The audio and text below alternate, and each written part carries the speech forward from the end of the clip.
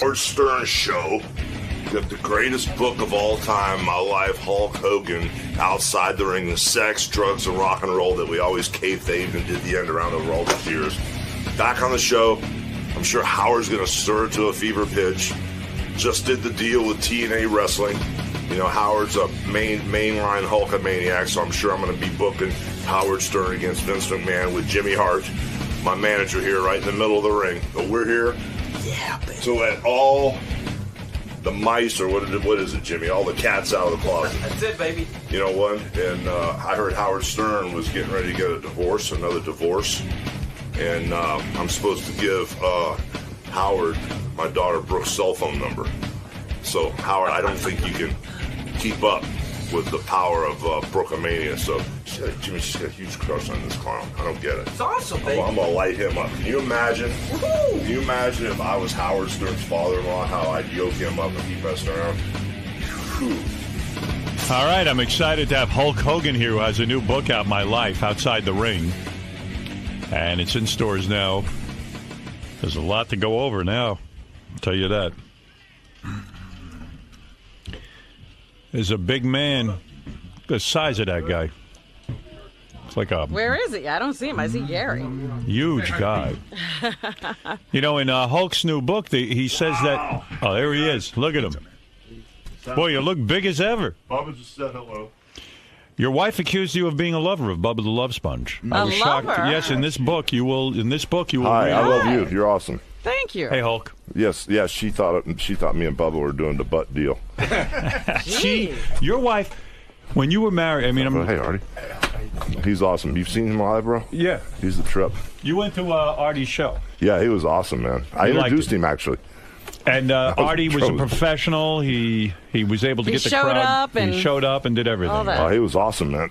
He was great. People love him too. You and Artie have more in common than you think. I mean, Artie suffers from depression, and you're making news now with the new book because you're admitting that things got so desperate and low for you with this whole divorce, and everything seems so overwhelming with your son's car accident that you sat for 2 days in the bathroom. Yeah. Like, when I say sat for 2 days, you mean like incapacitated, like you couldn't even move from the bathroom. The thing was, my back was so bad. You know, it's kind of weird. You know, not too many people have seen my back, but instead of my spine going straight, I have scoliosis.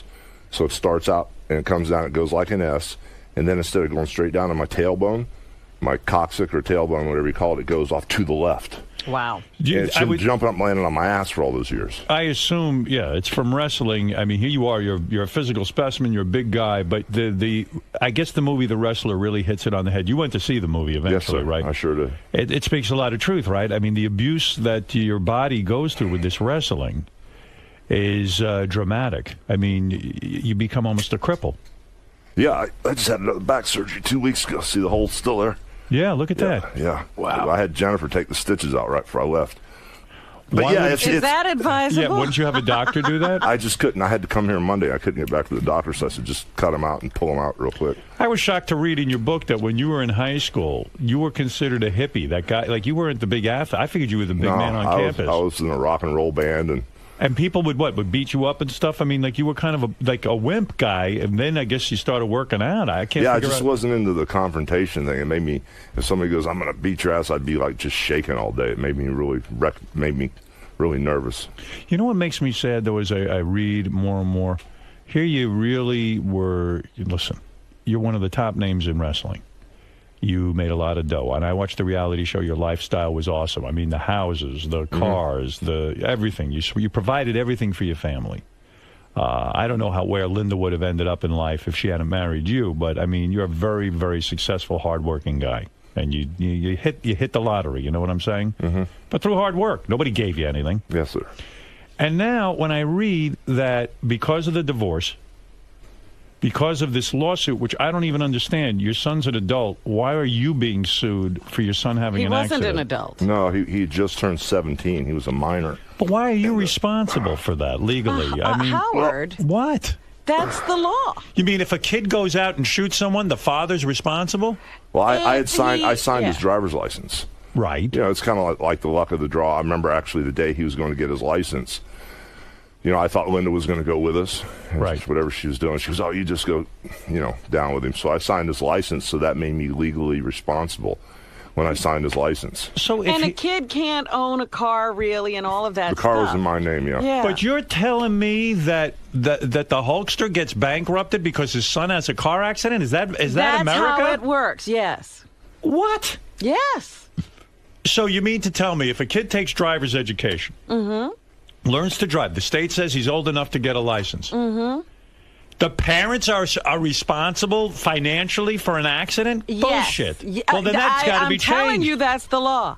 What did he do wrong? He gave his son a car. What he gave his? He was driving my car. So what? If your neighbor was driving your car, you're culpable. But If you're you saying gave a man who permission. works his entire life can be wiped out financially because he gave his son a car legally to Yes. drive? Yes. Do you follow? Is that eating you up?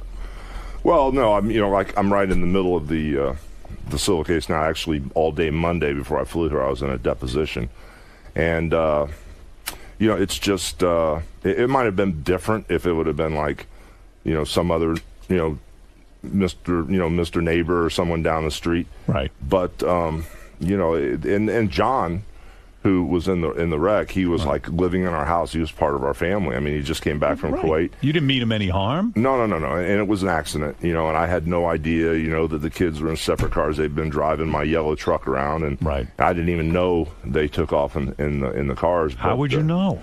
Well, we were going to go eat, and everybody got done ahead of me, and all the kids have short hair, and Nick paged me and goes, let's go to the Japanese restaurant, and I said, okay, well, I'll be ready in a minute. Nick goes, Dad, let's go. We don't have a reservation. And it's true. It's hard. You can't get an arigato. So I said, okay, you guys go ahead, get a table. I'll be right behind you. And they decided to take separate cars, and the accident happened. Wow. I mean, it's just amazing to me legally that you're going to be, responsible financially for this when, really you did nothing wrong. Can't you just say to the jury, listen, my kid has a license. He's a licensed driver, and he did this. It's a terrible thing that happened. I feel awful about it, but I don't feel responsible in any way. You're not. Well, the law is a little different than that. But, we tried to work it out, but, it's a situation with the lawyers, Listen, if you got in a car and you did something irresponsible, you're responsible. You're the guy. Howard, that's what it means to be a parent. Wait a second. That's you how it cannot, works. when a kid is 17 or 18 years old, you cannot follow that kid around. A man can't do it. Most people got to work. Again, how did the kid get the car? Dominic says I'm right. Dominic, hello. What? No, Howard, you're absolutely right. Here's what happens. You are not liable for what your child does. Matter of fact, in New York State, we have an exception. You can be liable for, I think, $2,000 if your child damages a school. But in this case, the owner of the car is the Hulk. That's what I keep trying to But tell the point you. is, he didn't let his son drive illegally. His son was a legal age. It would not if we let him drive illegally. The law says whoever is driving the car is liable, and who owns the car. All right, so what about insurance? Has that car been in his son's name? Then they could not sue him for the accident unless he let the kid, let's say, leave drunk or something, which is unusual. Right. So you're right, Howard, Robin. But, Robin, you're partially right. But wait a minute, Who owns Dominic. the car? All I said was he gave the kid the car. The car's in his name. He allowed him to drive it. Who doesn't allow their kid? There isn't a culpable. parent out there that doesn't let their kid drive a car And you when ought they to have a know license. that you're No, no, no. culpable You're not. under those circumstances. That's ridiculous. If the child drives, anybody drives your car. If your housekeeper drives your car. That's right. And kills somebody, you're liable because you own the car. Wow. It's the same as somebody Not- falling on your property when you own a home. You might not have invited him. This but is not crazy.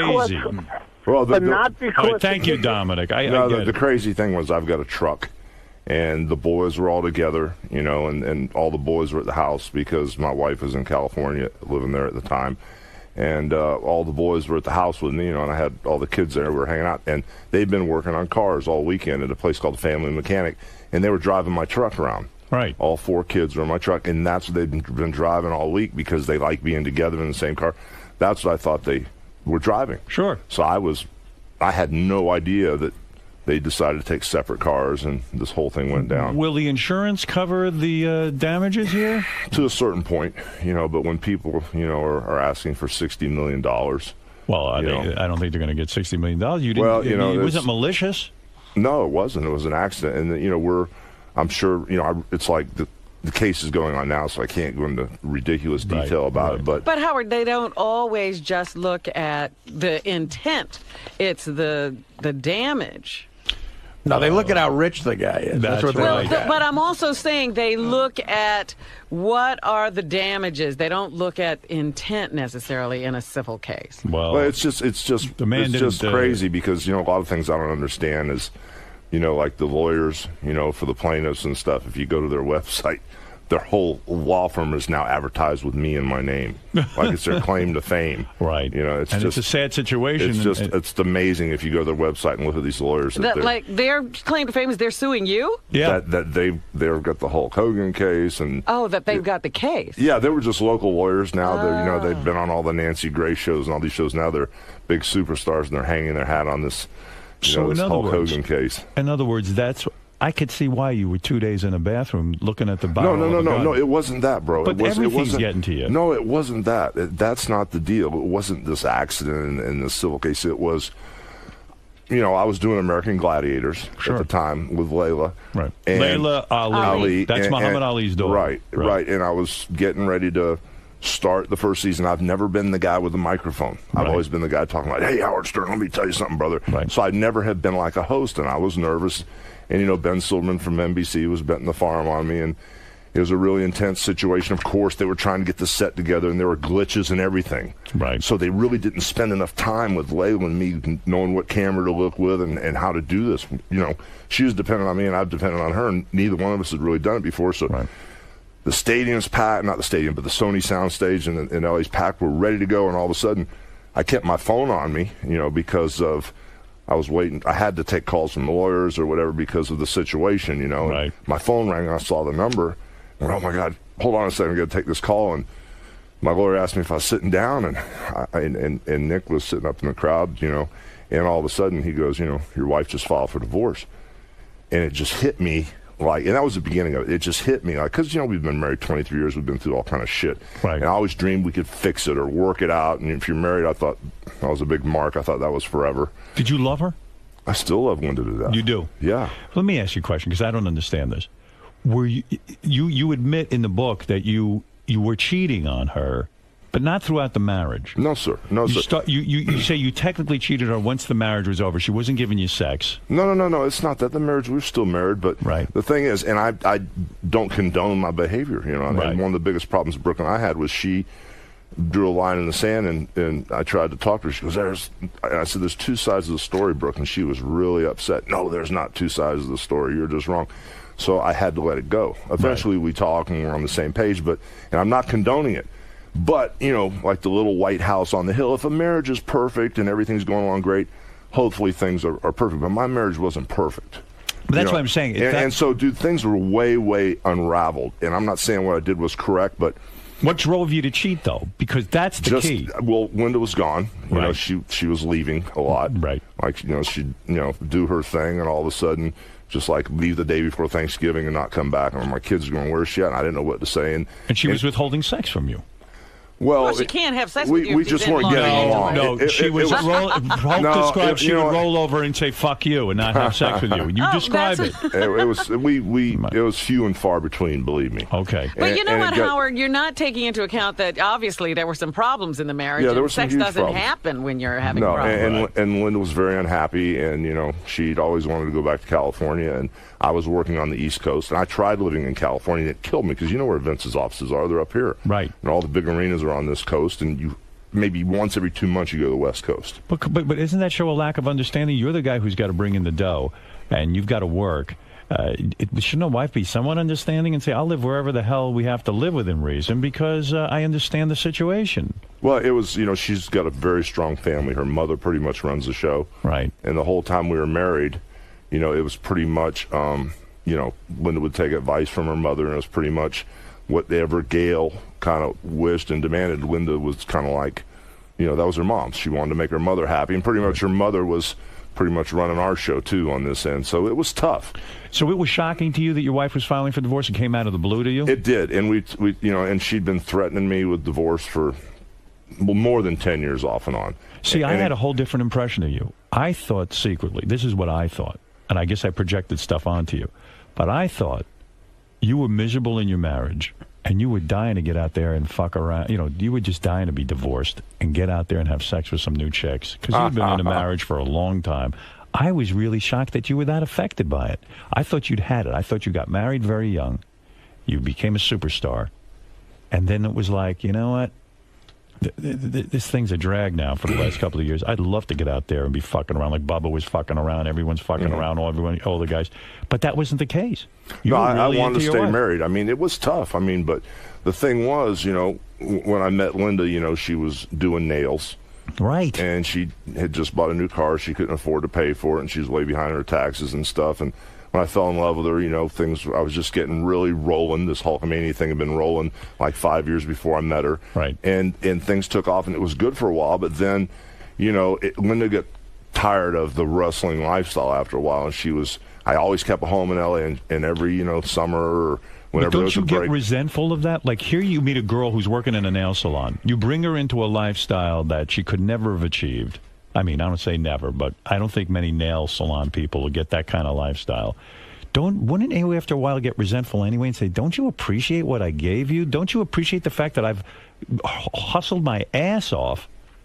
And now you're telling me you don't want to travel? I mean, give me a fucking break. No, we started having kids, and she needed to stay home with the family. But at the end of the day, she, there were several times during the marriage that she was not happy with me working and busting my ass in the wrestling business. And I told her several times during the marriage, if you want to start your own career or you want to do anything, I'll be supportive. I mean, if you want to go back to college, if you want to be an actress, if you want to start a business, I tried to start a restaurant with her, antique stuff. I did everything I could to support her. And I'm saying, man, if you can go out and make $15, $20 million a year, go for it. I mean, please do it. If you get this burning desire to work, and I'll get off the road. Right. And I'll contribute too, but I don't want you not to be successful. And several times during the marriage, we talked about that. It's hard to make that hustle and make it happen like that. I would just get very resentful if I gave someone a lifestyle and they were not grateful anymore, that I was working my ass off for them and giving them a great lifestyle. But that's a hard part of marriage, man. It really is, or any relationship. It's human nature what you're talking about, but it's so difficult. But brother, to go back to what we were talking about, it wasn't because of the accident that I hit this low. There was like 20 things going on, and when I got hit with divorce papers, this is the show where I needed that show. Right. It was prime time. I'd never been on prime time TV, the 8 o'clock hour. And I was like telling Linda, this is something that can get me back on my feet. Maybe I won't have to get hit in the head with a chair every night. Right. New things might open up. If I become like an A-list primetime star, like Deal or No Deal or something like that, like Howie, well, then maybe more things will happen. Maybe instead of the low-budget movies, I could be like a supporting actor. Maybe I could get national commercials. My whole thing would take off. But the moment I got hit with divorce papers, her and her attorneys, they just attacked me with all this tabloid stuff. Oh, Hogan did drugs. He beat his wife for 20 years. He did this. He cheated. He's a serial cheater. He can't keep his pants up. Just all this crazy stuff started coming out of nowhere. And for like 4 months, I kept my mouth shut. Yeah, because you were in the middle of the I big didn't break. say anything because I didn't want to turn it into this Britney Spears crazy, Alec Baldwin, Kim Basinger crazy stuff. So, and I begged Linda, please don't divorce me, because it's even going to make Nick's situation like he's got crazy parents. And so was she not sympathetic to that? No, she just made her mind. She pulled the trigger, and that was it. And every time I'd go back and beg, I love you, cry, beg, plead. But when she filed publicly and she made it publicly known that she didn't love me, didn't want to be with me or ever see me again, that's different than fighting in private. And I said, okay, good deal. If that's how you feel and you're going to tell everybody you don't want to be with me, I'll answer the divorce and it's game on. But the problem was I wanted to keep my mouth shut. Right. Exit gracefully. She deserved half of everything I had. We've been married for 23 years. No problem.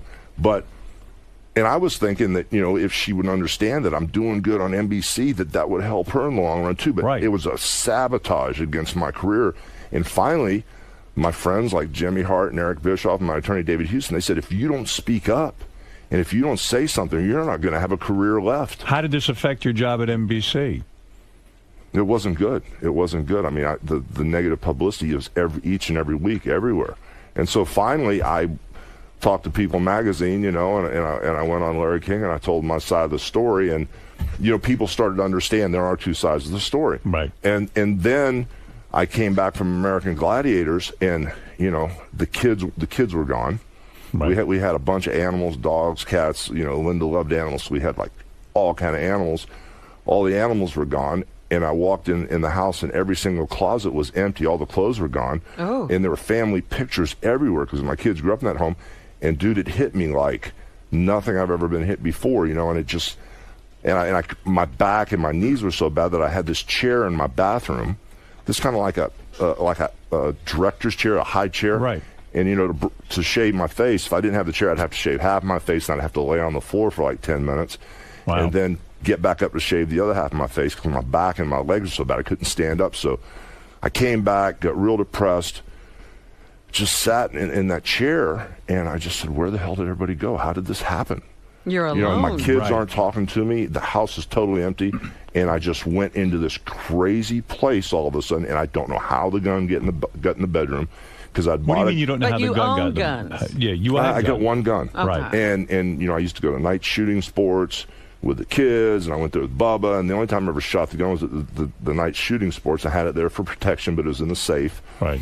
And, things get so crazy in my marriage for a while, I just really was a little worried that, I didn't want to be the Phil Hartman guy. You know what I mean? Yeah, yeah. So I put the gun in the safe. She decides to shoot and you. it got really crazy. And, right. and I said, but I don't know how the gun got out of the safe. I don't know how it got in the bathroom. I don't remember that. Wow. But all I know is I sat in that chair with my body hurting like crazy. I just grabbed a bottle of Captain Morgan because I like that rum. And I started drinking it, and I had an old bottle of Xanaxes that were laying around. And I just ate one or two, and I drank, and I started drinking them, and I sat there forever. And I started playing with that damn gun. And, people, I've always said people that commit suicide are cowards. People that threaten to commit suicide won't do it. I never understood it. It's a shitty way out. But I tell you, I hypnotized myself. Wow. Well, and just with playing with the gun and screwing with it, and the more drunk I got and the more of those pills I got, I almost started to go into a trance. And as I played with this damn gun, I would mess with it on my face, and I hit it with my teeth, and it was almost like I was hypnotizing myself. Wow. And several people called me. My next-door neighbor, Steve Chapman, called me, who owned the DuPont Registry. Bubba called me. Eric Bishop. I had all these people calling me, and I thought I was bullshitting them. Right. But they all knew how depressed I was, and behind my back, they were all talking. They were getting ready to do this like intervention thing that I didn't know about. And then Bubba was really worried about me because he's never seen me this far down. And my neighbor, Steve Chapman, was worried about me. And I was just bullshitting everybody. And I'd sat there for a couple days, and all of a sudden Layla called me. Layla Ali. Yeah, and she goes, hey, Terry, we were all worried about you. You were just so depressed on the set when you got hit with those divorce papers. And we were all just really, really worried about you, and we were just calling to check up on you because we love you and just wanted to let you know that. And if you get a chance, when you come back to L.A., would you go to my church, the Agape Church, with me? And it snapped me out of it. It wasn't one of my buddies. I was bullshitting. Hey, brother, it's okay. I'm fine. Click. No agenda. I knew her father real well, and she's a beautiful lady, and I just worked with her a little bit.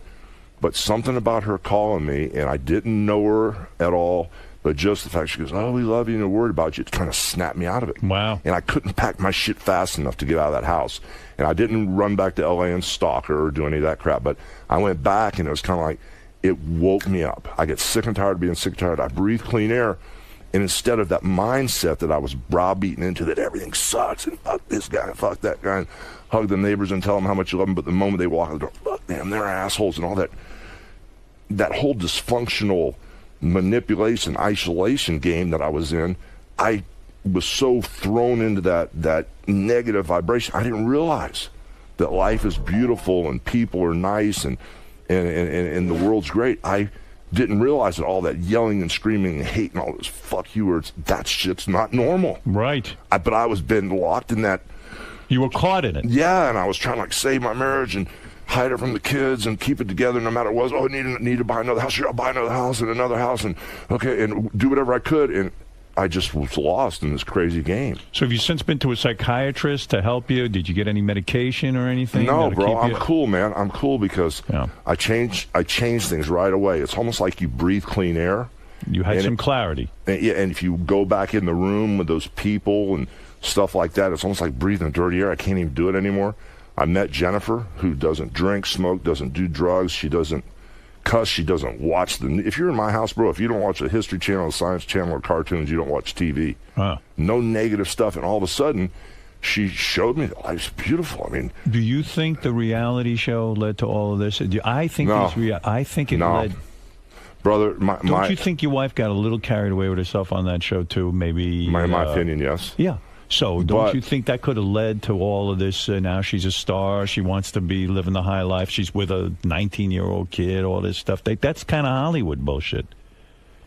Yeah, brother. But the thing was, before the show, my marriage was totally in a bad spot. It was really screwed up. And but you know, that kind of publicity certainly doesn't help. No, but I thought differently. Like either. I thought maybe that if Linda got on TV, you know, make her happy, and the show might help my kids, because Brooke was trying to do music and it was tough. You know, you got Ashley Simpson, Jessica Simpson, all of them have a vehicle. Right. You got Lindsay Lohan with the movies with the big screen, little screen. I figured if Brooke had a vehicle, it would make like even ground. And then Nick was just getting into this precision driving, and I thought it would help his career. So I figured, well, maybe if everybody wanted to do this, that might be the glue to pull us back together. Right. But the marriage was so screwed up already that when we got on camera, it was fun and games at first, but then all of a sudden, it was like torture because, you know, you're putting up a fake. It wasn't a fake. That's how we functioned. But all of a sudden, the cameras would be ready to go, and they'd be going, "Okay, where's Linda?" You know, I'd go upstairs and I'd say, "Linda, you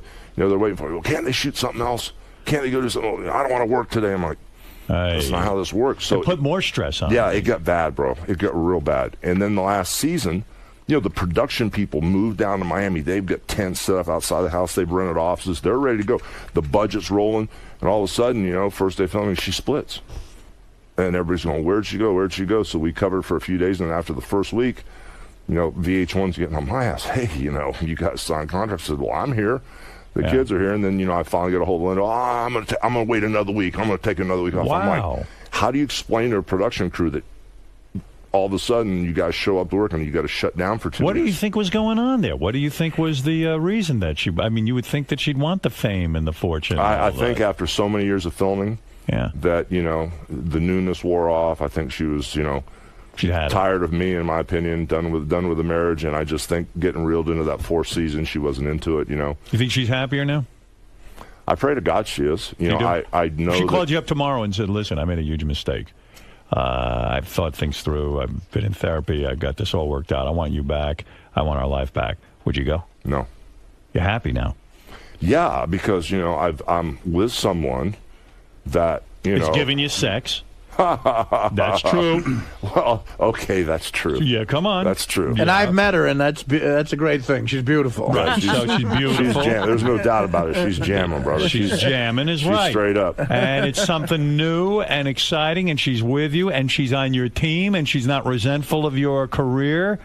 It's a home run. Well, not yet. Not yet. Robin, please. All right, if they came to you tomorrow and said, all right, we want you to do a reality show with Jennifer now.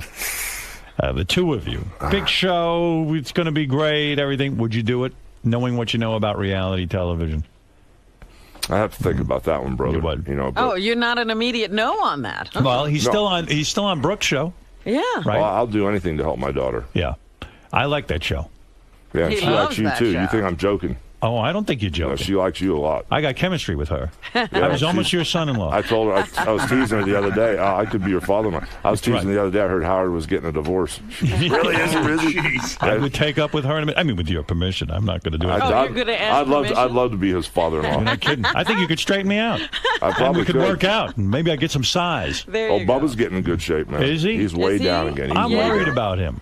Is he way going down. up and down with that weight? Well, he went up to like 330, and I get on his ass about it, and all of a sudden he dropped below 300. I was at the gym the other day, and he's way down again. Yeah? Did he ever I mean, I guess you knew him at the point. He told me at one point in his life he was almost 500 pounds, and that this chick he was with would wipe his ass with a towel. He 'Cause couldn't he reach couldn't. around. He was so heavy. Yeah, he was 498 pounds when I met him.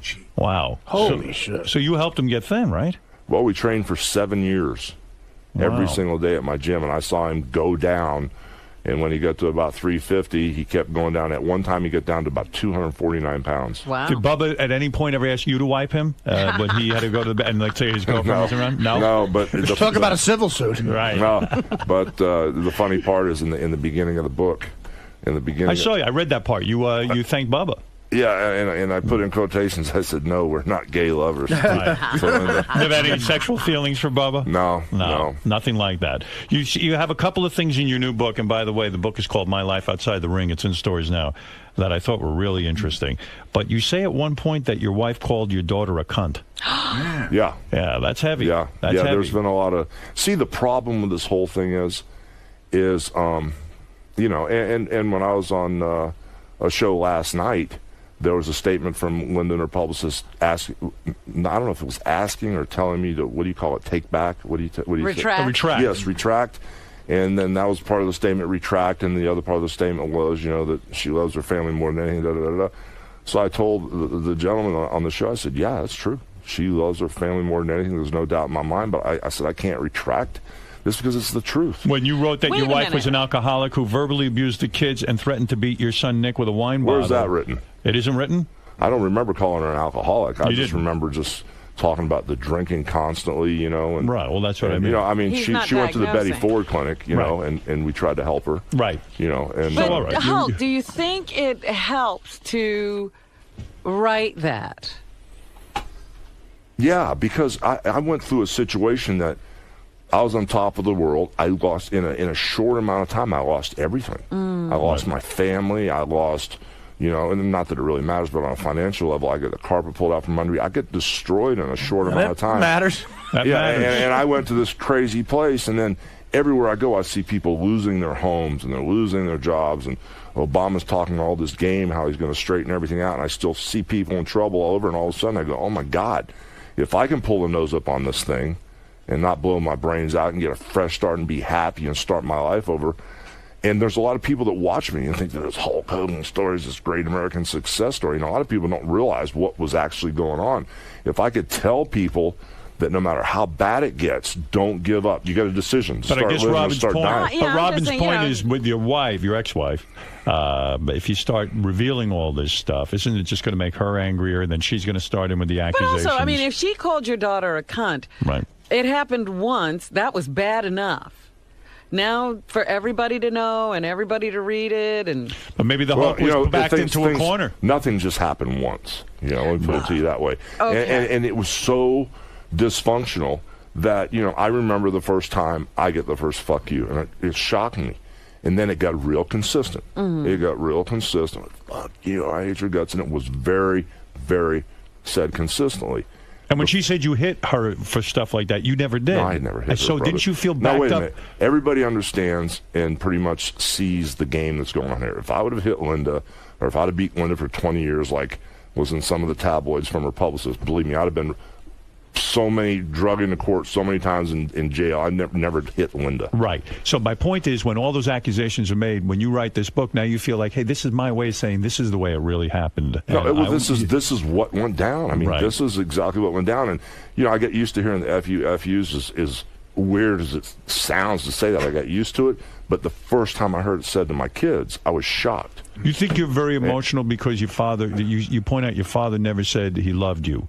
You had a tough upbringing, right? Your father was hard on you. I didn't have a tough upbringing. My dad was an Italian. He was a foreman, a construction worker. He worked in the sun his whole life. I actually think the sun pretty much killed him. Did he die of cancer?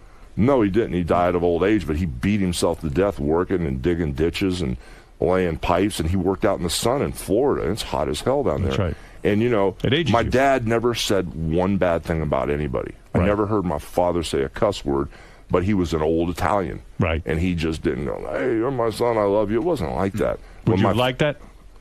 Would that have been? Is that a fantasy of yours that your father No, would have it's been not warmer fantasy, to you? but I love my dad to death. I know that he loved me. And as he got older, Right. and he had health problems, we got really close. Right. And he would tell me he loved me all the time, right towards the end. But, it wasn't like one of these dads like I am. Every time I talk to Nick or Brooke, hey, I love you, brother. I love you, big brother. Hey, Brooke, Teeny, I love you. I tell my kids I love them every time I talk to them. Because that's something you would have liked. I don't know. That's just how I am. And like I said, I was from this family that the kids, I had no idea we were poor. I thought we were cool. Right. You know, and then we get this little minute steak on Fridays. That was a big deal. And I really didn't understand how affectionate some people can be until I met Linda's mother. And the first time I met her, she gave me this big hug. It freaked me out because nobody ever hugged me like that before. You think if you went bankrupt, like if this case works out against you and you got to keep paying your wife and all this stuff, what would it be like for Hulk Hogan, this super famous guy, to have no money? Where the hell would you live, and how could you survive? Well, I'm pretty resourceful, you know. I mean, you asked me about the wrestler, the movie. I mean, the movie, The Wrestler. Right. I mean, that's just one small percentage of where some wrestlers end up. Right. You know, there's always ways to get back on your feet and generate revenue and stuff. I mean, you know, times are tough and stuff, but brother, I'm not quitting. I'm just starting over. This is the second half of the game for me. It doesn't frighten you? No, I'm not. I don't live in fear of financially, you know, being broke. That's not what this whole thing's all about. That's just dirty paper. I can make more of that. What about this whole thing about you wrote something about Vince McMahon in the book that I thought was really kind of interesting. And I don't know. I don't know the whole history of wrestling and everything, but some of this stuff seemed a little bit severe. Are you on good terms with him right now, Vince? I mean, you know, we made an announcement yesterday that I was going to work for TNA Wrestling. I don't think he'd be too happy about that. What happened there? I mean, you're one of his biggest superstars. You're going to go work for a different company than Vince's. Yeah, you're going up against him. Was that a scary decision to make? No.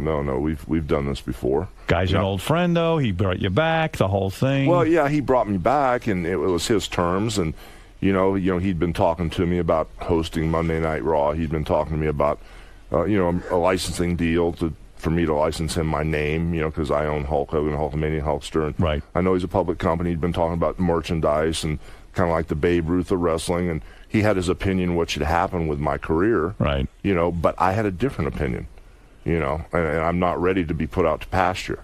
Right. I think I can contribute a lot. I think, you know, that wrestling it's a situation where there should be more than one choice for the audience and the talent.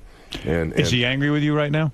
Oh, I have no idea. Did he, when he came to you and said, "Come on, let's continue working"? Did you go to him and say, "Listen, I'm not signing with you. I'm going"? No. It wasn't like that at all. We talked last year about me doing WrestleMania 25, right, and wrestling John Cena, and I blew my back out, and I had to have 3 back surgeries since then. Wow. And then you know, we talked. We didn't talk actually. He gave me a shout a couple weeks ago and left a very nice message about me hosting Monday Night Raw in Madison Square Garden. Right. You know, and but in my mind, and I don't mean to be a total egomaniac, which I guess I am as far as Hulk Hogan, I wanted something different. Because here's what it says. I just found it. Hulk knocked Sylvester Stallone flat on his face when he auditioned for Rocky III. Vince McMahon Sr. fired Hulk after he agreed to take a role in Rocky III. It seems to me that what you're saying is that every time you get a big break, there's a jealousy involved. No. Almost like wrestling. Why would Vince fire you for getting a role? It was Vince's dad. Okay, but why did he do that? Vince's dad was a gracious, great person. I mean, he was the best. I mean, if you talk to anybody in the wrestling business, if you could work for Vince Sr., but why would he fire you for getting a break? What you don't understand, bro, is, you know, that Rocky movie was filmed about 1979 or 80, right, almost 30 years ago. And the wrestling mindset back then wasn't like, well, you know, now The Rock's making the transition. He's a big movie star. It wasn't that back then. It was you're loyal to the sport. If anybody calls it fake, you knock them out. We don't use razor blades. It's not predetermined. There was a mindset there to protect the business back then. And at the end of the day, if you're a wrestler, that's what you are. They never have anybody. They never had anybody do the media crossover thing back then. But doesn't it make the business bigger? If you're a success and you're in the movie, it does now. Rocky, but what you don't understand, I was already promised to another promoter. I see. All the promoters used to work together, and Vince Sr. had friends everywhere in Japan and Michael Bell in L.A., and there's a promoter down in Charlotte called Crockett. And Vince McMahon developed me. Vince Sr., he was going to send me away for a while because I'd been there for about a year and a half. He was going to send me to Championship Wrestling in Georgia and the Carolina Wrestling, and then I'd funnel my way back. And he had already told his promoter that when Hulk Hogan gets done with his run up here, he'll be coming to Charlotte. Right. And that deal was already talked about. But before that happened, Sylvester Stallone called me and said, "Hey, how'd you like to play a part in a Rocky movie?" I'm like, hell yeah, I want to be in the movie. Of course you do. But when I told Vince, he goes, "No, you're not going to do that. You're supposed to be down at Charlotte TV on such and such a date and start wrestling down there." I said, "No, Mr. McMahon, I want to do this movie." Sure. And he goes, well, if you go do the movie, you'll never work here again. Well, you see that as being a good guy. I see it a whole different way. That's the problem with wrestling. It's run a little bit too much like, you know what, just because we gave you the break, we own you and fuck you. And, no, that's got nothing to do with what we're talking about. If you cross us and you start to think you're too big, we'll get rid of you and we'll bring in another guy. That's how I see it. I agree. I don't think it's all such a bed of roses. But that's not what we're talking about. And I totally agree with that. Right. But what we're talking about is Vince Sr., who was trying to calculate and plan my career. He had never had a wrestler do the media crossover thing. Right. He had never had one of his main guys. So you're saying it was new ground to him, but he did feel threatened by it. You can't deny that. Well, maybe he did, maybe he didn't, but I think he planned on my career to go to all these other little wrestling areas and then come back to him. He planned your career without coming to you and saying, like, maybe you got better plans for your career. No, I just got lucky. I mean, he was going to take care of Hulk Hogan and make me one of his major stars back in the day, but this break came along from the movie, and no one had ever done that before. I got to tell you, I read some of these things in the book. A lot of pain here. I didn't know all this about your brother who died from drugs. Yeah. He had a cocaine overdose. Well, at the time he was doing a lot of cocaine, and he was, had a lot of the painkiller thing. He was into that. And what I didn't know is you felt guilty the rest of your life for your brother's death because you lent him $5,000, I think it was, and he went out and used the money on the drugs. Well, I'd come to L.A., and I had to wrestle in the Cow Palace that night, and he was behind on his house payment, and he had a carpet cleaning business, and I gave him this money to catch up on his bills, and him and his new wife were arguing like crazy. I said, Alan, just come with me. Get your head cleared out. Come with me to the Cow Palace. They had an airline called PSA at the time. I'm going to take the last flight back. We'll be back in L.A., about midnight. But just come hang out with me for get away from all this craziness, because his ex-wife was going crazy on him. And so I split. He goes, oh, no, I'll be okay. So I split, went to the Cow Palace. I wrestled. When I get out of the ring, the promoter gave me a note to call this number as an emergency. And I saw the number. I went, holy shit. Did he get in trouble again? Did he get in another fight? Is he back in jail? And when I called the number, he was dead. Oh. Wow. But, of course you know this rationally. You can't blame yourself. You were being good to him. You were giving him money. But I should have taken him with me, Well, you can't say that. Hey, he's a grown man. I mean, you know what I mean? Was he a big guy like you? Yeah, he was. Was he thinking of going into wrestling? No, he was riding with a bunch of the nomads out in San Francisco, right. And whenever I'd wrestle, he left San Francisco and came back to L.A., but whenever I'd wrestle at the Cow Palace or the Oakland Coliseum, he'd show up with 20 or 30 Hell's Angels. So right. He was riding with that. He was a tough guy. Yeah, he was serious. Yeah, serious bad dude. Bad, I mean, like nobody fucked with him. Yeah, pretty much. Yeah. Was he tougher than you? Oh, yeah. He was? Oh, yeah. But you loved this guy? Yeah, he was my brother, Yeah. But, man. Well, a lot of sadness there, right? I understand what brought you to the bathroom, sitting there for... No, it wasn't that, bro. But it's everything. It all came to a head. I get it. Well, I'd been... So are you super religious now? I heard you had some kind of religious conversion. Robin said she thinks you're like almost a minister or something. What happened was I was saved when I was 14 years old. I accepted Christ as my Savior, and of course... that got put on the back burner. Right. Went running around, raising hell, wrestling, sex, drugs, rock and roll, the whole crazy thing. Right. And then the last couple of years of my marriage, I started praying to be happy. Right. And I really did. I actually started praying to be happy every single night. And, I don't want to go into all the crazy stuff with all the books I've read, like The Power Now and The New Earth and Eckhart Tolle and all the stuff that Oprah's, turned people on to. But I love reading, Right. And all of a sudden, when I snapped out of this thing, I got sick and tired of being sick and tired. I didn't realize it was that low vibrational, that hate. You attract similar things. Attract. Right. The rich get richer and the poor get poorer. We're not talking about money. If you're happy, joyful, you're a good person, you attract more of the same. If you're evil, nasty, tenacious, you attract more stuff on that level. It's like where does Bubba fall into all that? Bubba's not on that team right now. He's not on any team right now. At the end of the day, I started doing all this reading and all this science, and everything I read, it paralleled what was in the Bible. And there's certain laws, and this is the last time I'll beat you up on this thing, there's certain laws that always happen. They always work. The law of gravity. Right. When you're thinking about it or not, it works. Aerodynamics. Right. Displacement. Buoyancy. Yes. There's another law that always works, and it's a scientific law. It's called the law of attraction. It's got to do with negative and positive vibrations. charges, and it's got to do with vibrations.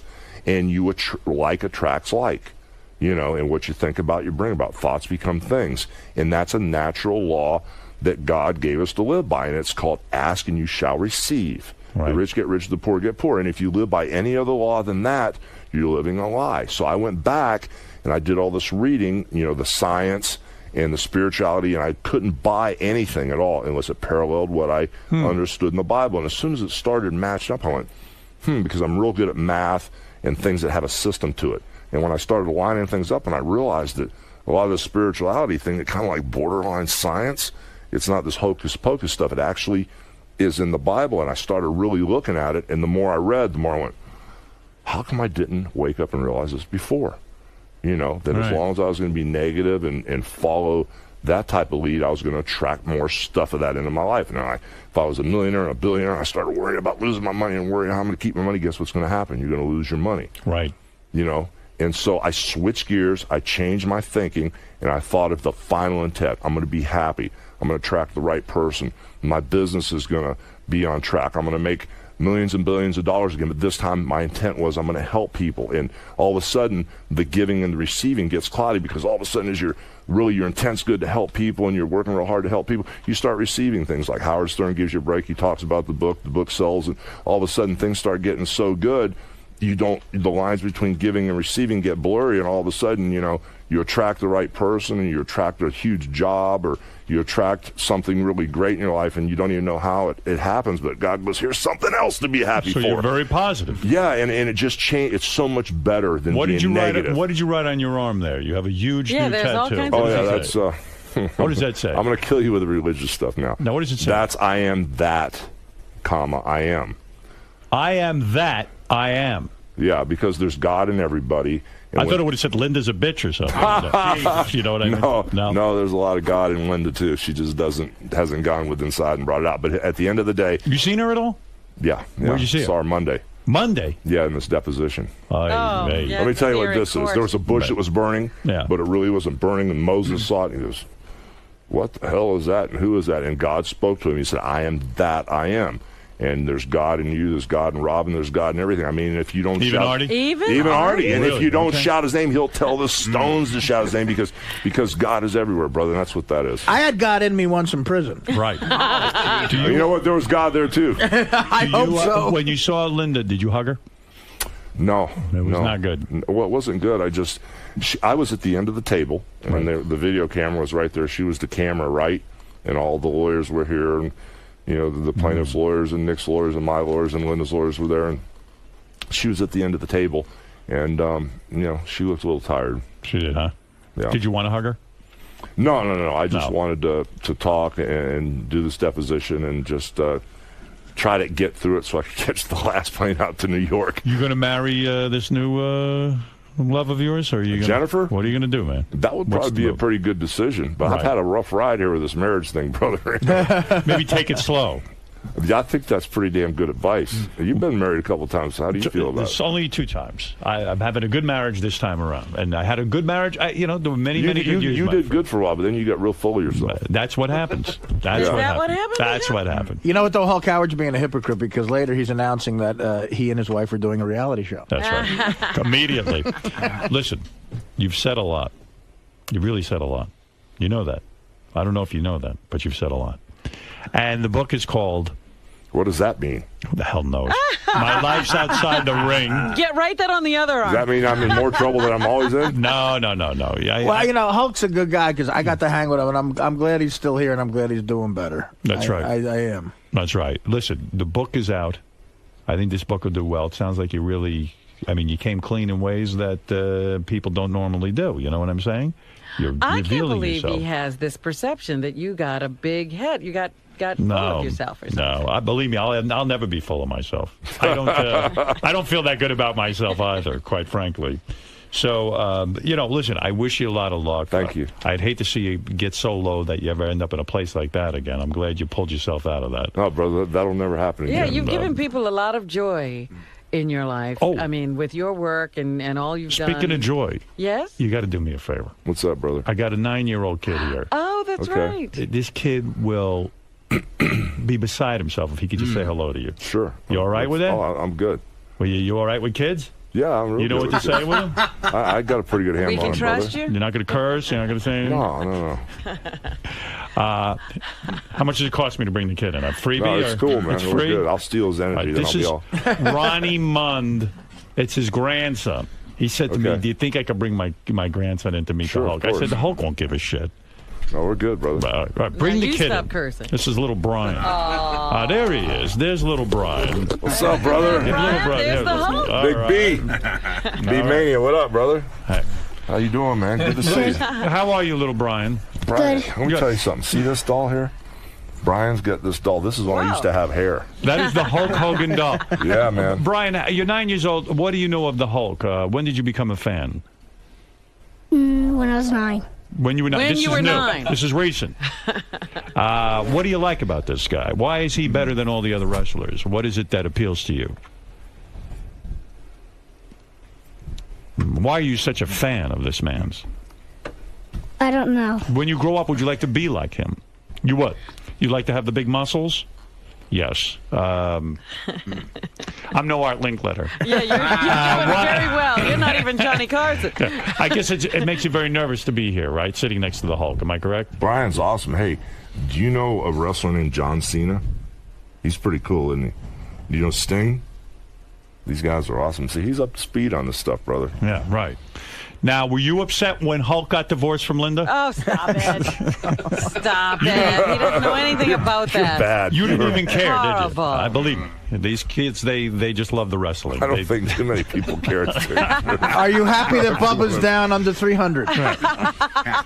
Well, I hope this makes your day. I truly do. Thank you, my brother. Yeah, nice to see you. Can I and- sign this for you? All right. Oh, thanks, This is Hulk. for Big Brian. Now, listen, normally Hulk isn't even this nice to the kids. Right. But, He usually blows them off. he knows the cameras. He knows that everybody's listening and watching. Don't think your other friends can just walk around and get stuff signed. That's right. You're about the only one who's ever going to get this done. Right. Now, Brian, do you have a 20 to cover the signing? Or No, all right. Guys, Hulk, do you have any advice for little Brian here who wants to one day be like you and get into wrestling? well, I found out one thing, brother. After all that I've been through, Right. that stuff I said back in the day, which wasn't cool for a while, and you know, we went through a little gray area in the 90s, and now we've gone full circle, and it's really cool and it works, that if you train, you say your prayers, and you eat your vitamins, and you believe in yourself, you can do anything you want in this life. And I know that really works now, believe me. Little Brian, isn't that something that you can do anything you want, the Hulk says? Does that make you feel positive today? Are you going to go out We're there on and the conquer same the team. world? Are you taking your vitamins? Are you taking your vitamins? All right, good. All right. Well, Is this your tag team partner back here? that's his dad. What's up, Dad? How That's you Big doing, Brian. man? Nice to meet you, sir. Yeah. I this- think that's his doll, actually. Yeah. Something tells me the guy who really wants to sit on your lap is right there. That's bad. That's not good. Sounds like it. Well, I think there's the real fan right there. Yeah. But anyway, Hulk Hogan's book, My Life Outside the Ring, is in stores now. You must get it. Support the Hulkster. And thank you for coming in here and being so open and honest Watch with out us. for the TNA Wrestling, brother. Right. That's Hulkamania's coming. That's a big thing for you. It's a huge deal. All right. And we'll be back right after these words. Thank you, guys. Hulk, how'd it go, man? It was good, man. Good. Howard was on his best behavior today. So it's a different interview than normal. Yeah. Usually he's pretty heavy. digging and trying to, turn every stone upside down. But I did it for him. it was easy. You had no problem talking about everything, pretty No, much. that's cool, brother. It's cool. It's a situation now where that's the best thing to do because, I just went through some crazy stuff, and with everything that's going on, if I can pull the nose up on the crazy stuff I went through, anybody can get through this crazy time. So that's what it's all about, man. This is a new beginning for the Hulk. Yeah, it's kind of like the second half of the game. I played the first half pretty good, and I made a lot of mistakes. And then there's been this little intermission, with the divorce and all the personal drama. But it's kind of like looking forward to the second half of the game. Cool. And what do you think about meeting one of your biggest fans, Brian? Well, Brian Mania is cool, man. Brian, I love you, brother. You be cool. Take care of your dad. He had the old school Hulk Hogan doll. All right, big dog, be cool. He had the old school Hulk Hogan doll that had a full head of hair. That's a throwback. So, Ronnie, how do you think your grandson did in there today? He was a little starstruck, I think. He couldn't talk much, but he was great to meet Hulk. That's understandable, though. Yeah, definitely. Because, Brian, you're a big fan of Hulk's, right? Mm-hmm. So you're a little nervous? No. What did Hulk do for you? Did he sign something for Show you? him what he did. What did he do? He signed the doll. Nice, man. So it was a good day for you today? Yeah. You had fun? And he got the day off from school. Nice. Yeah, not bad, huh? Not bad. You got a good granddad, man. Right? Give me 5, man. All right. What's up, brother? Yeah, Where you guys going today? Gonna have a war? my man. There you go, Beetle. My boy right there. Beetle. You the Beetle's in the man. house, man. Beetle, you a big fan of the Hulk? That's right. I told him he needs a good manager. He needs Jimmy Hart. Yep. I mean, Hulk. Big man, big man. Big on the other side. So you guys going to war today? What's the deal here? Oh, yeah. All right. Who's Right going to win behind this you, one? Hulk. You right Thank you, my behind brother. you, brother. Thank you. You know what? We got to run real quick. He's going to miss the Fox. You gotta be cool, We man. love you, Thank buddy. you. Good to see you. Yeah, good to Love see you, you, big bro. man. You be good. Oh, Be man, you be I'll cool, see my you when you brother. get there, buddy. No doubt. We'll see you. Bye, guys. Thank you, man. All right, guys. Take care. Thank you. Take care. What was that like, Pete? What was that like? Oh, it was one of my bodyguard stuff I used to do with Hulk. Oh, you used to work with him? Huh? You used to work with the Hulk? Yeah. I used to be his back guy, back him up, You would back up the behind Hulk? the ring, if you see me behind the ring or behind people,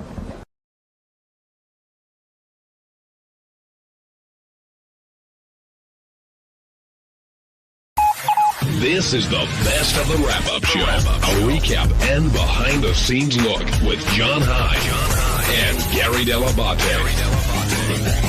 The best of the wrap-up show begins now. On Monday's wrap-up show, we talked about how I was given $5,000 or whatever to take Ashley Dupree out on a date or do something to impress her. And, everyone was giving me ideas and whatnot. And I still have no idea what I'm going to do. So, not to ruin the ending, but there you go. You can watch.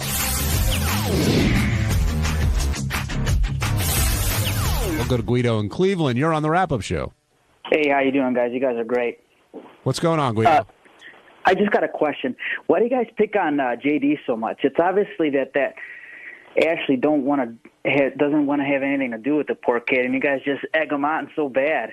Well, first of all, I don't think we're picking on him, and I think that if you listen to the show, we're busting his balls. But I think almost anybody could see it's done out of love. Like we really like the guy.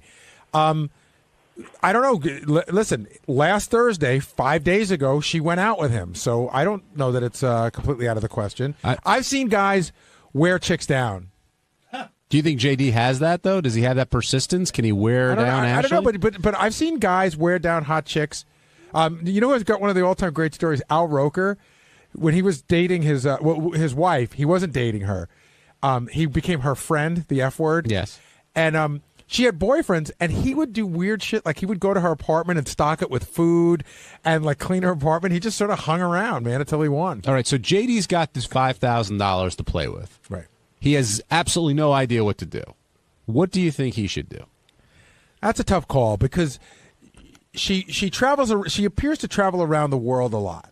So taking her to Paris may not be that big a deal. I mean, I think that a little research needs to be done to figure out what it is that she likes. Well, he's gotten to know her as a quote-unquote friend. I know, but he doesn't know a thing about her. Well, I think he does. I think he knows a couple of things. I said to him, "What does she like?" He goes, "I have no idea. I did most of the talking the first time."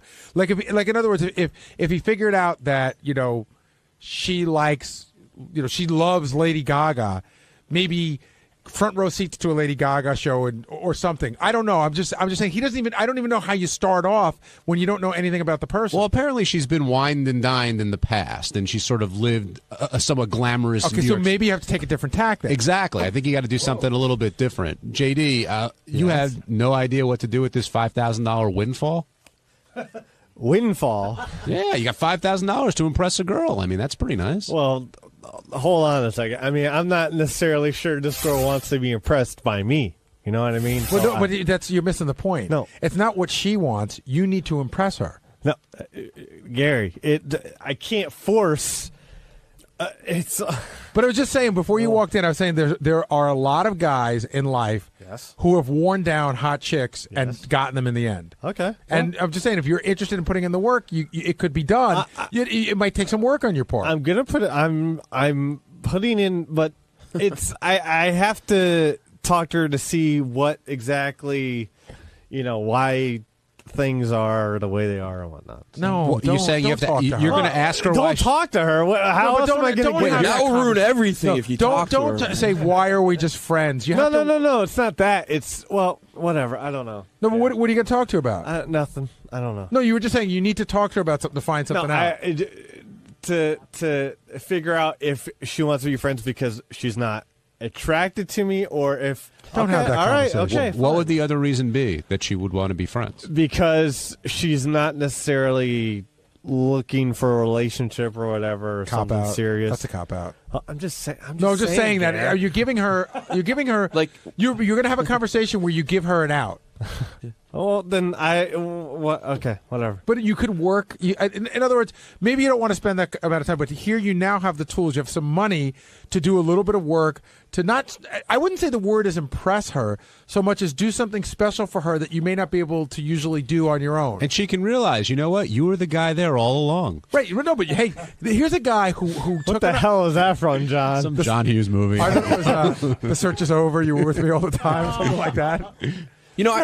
But you could you could end up doing something. You do a little bit of research, you find out what she likes, and you go, she's like, wow, maybe I should take a second look at this guy. See, I thought the best thing that came up was Howard started joking around, like take her to a desert island or something, or where there's the fish out of water thing, where you're not like some Lady Gaga concert where it's like any guy could take her there. Somewhere where you're both alone, not both alone, but both fish out of water. Maybe no one else speaks English. And you guys have to sort of rely on each other and bond together. Do you mean so it limits her options? Yes. Yeah. No. You obviously he's saying take her away from civilization. Yeah. No, somewhere where there's no police. Somewhere there. No, obviously if you're somewhere where you're both like kind of have to rely on each other to get through the situation, you're probably get closer than just like.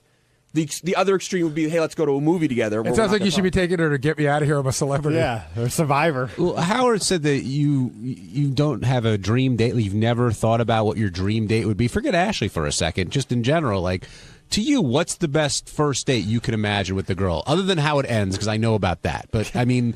like, dinner and a movie. I'm simple like that. I haven't thought of anything extravagant or whatnot. I don't go out much. I'm not much of a socializer. All right, so you got $5,000 to spend on dinner and a movie. Why not make it, Okay.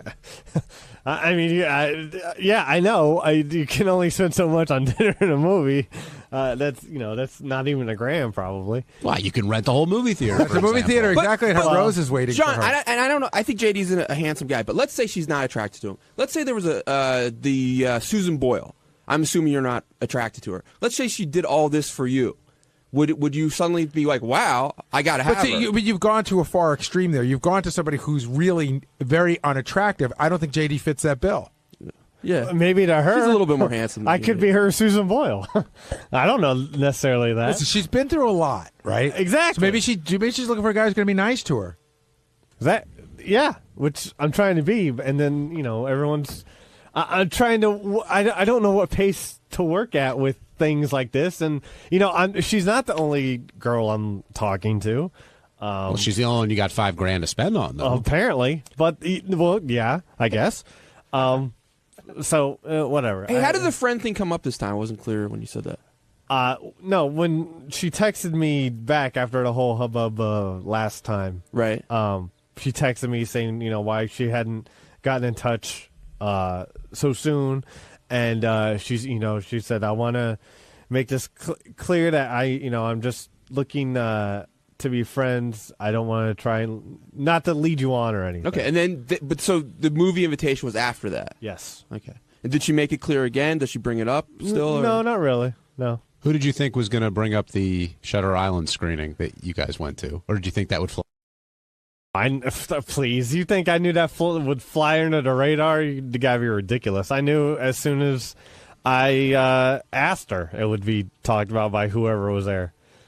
or someone would have known or something. And was she concerned at all about the ramifications? No, I mean there are really no ramifications for her. Yeah. How did it get on Stern Fan Network by Thursday afternoon that you took her to the movie?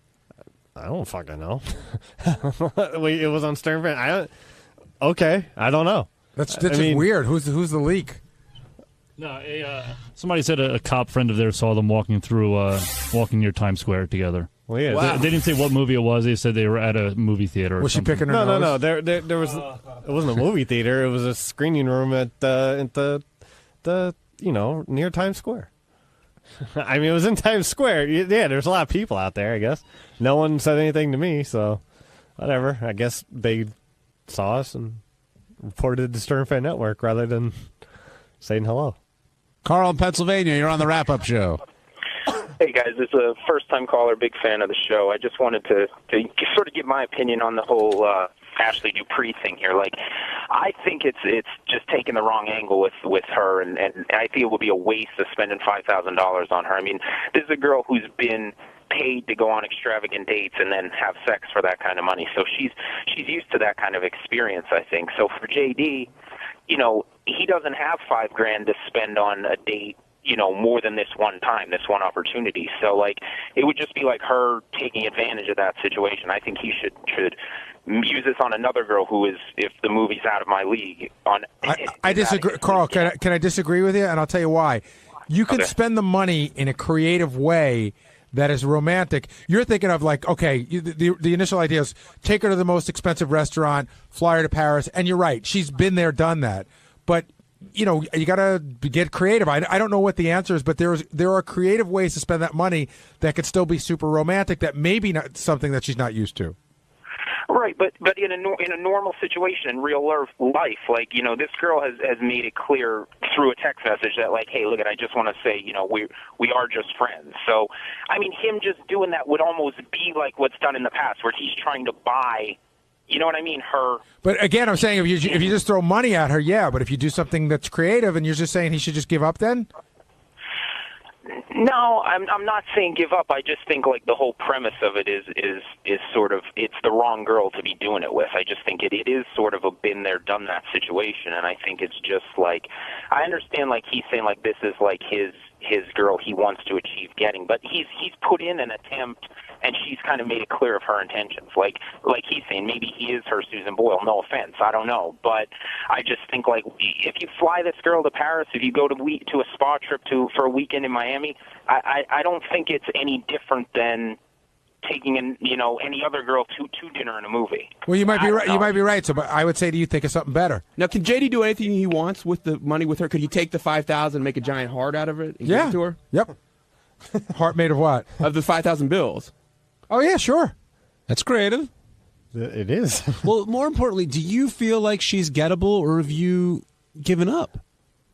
I'm not quite sure. I'm not totally 100% sure which is which. So that's sort of where I am. I don't know.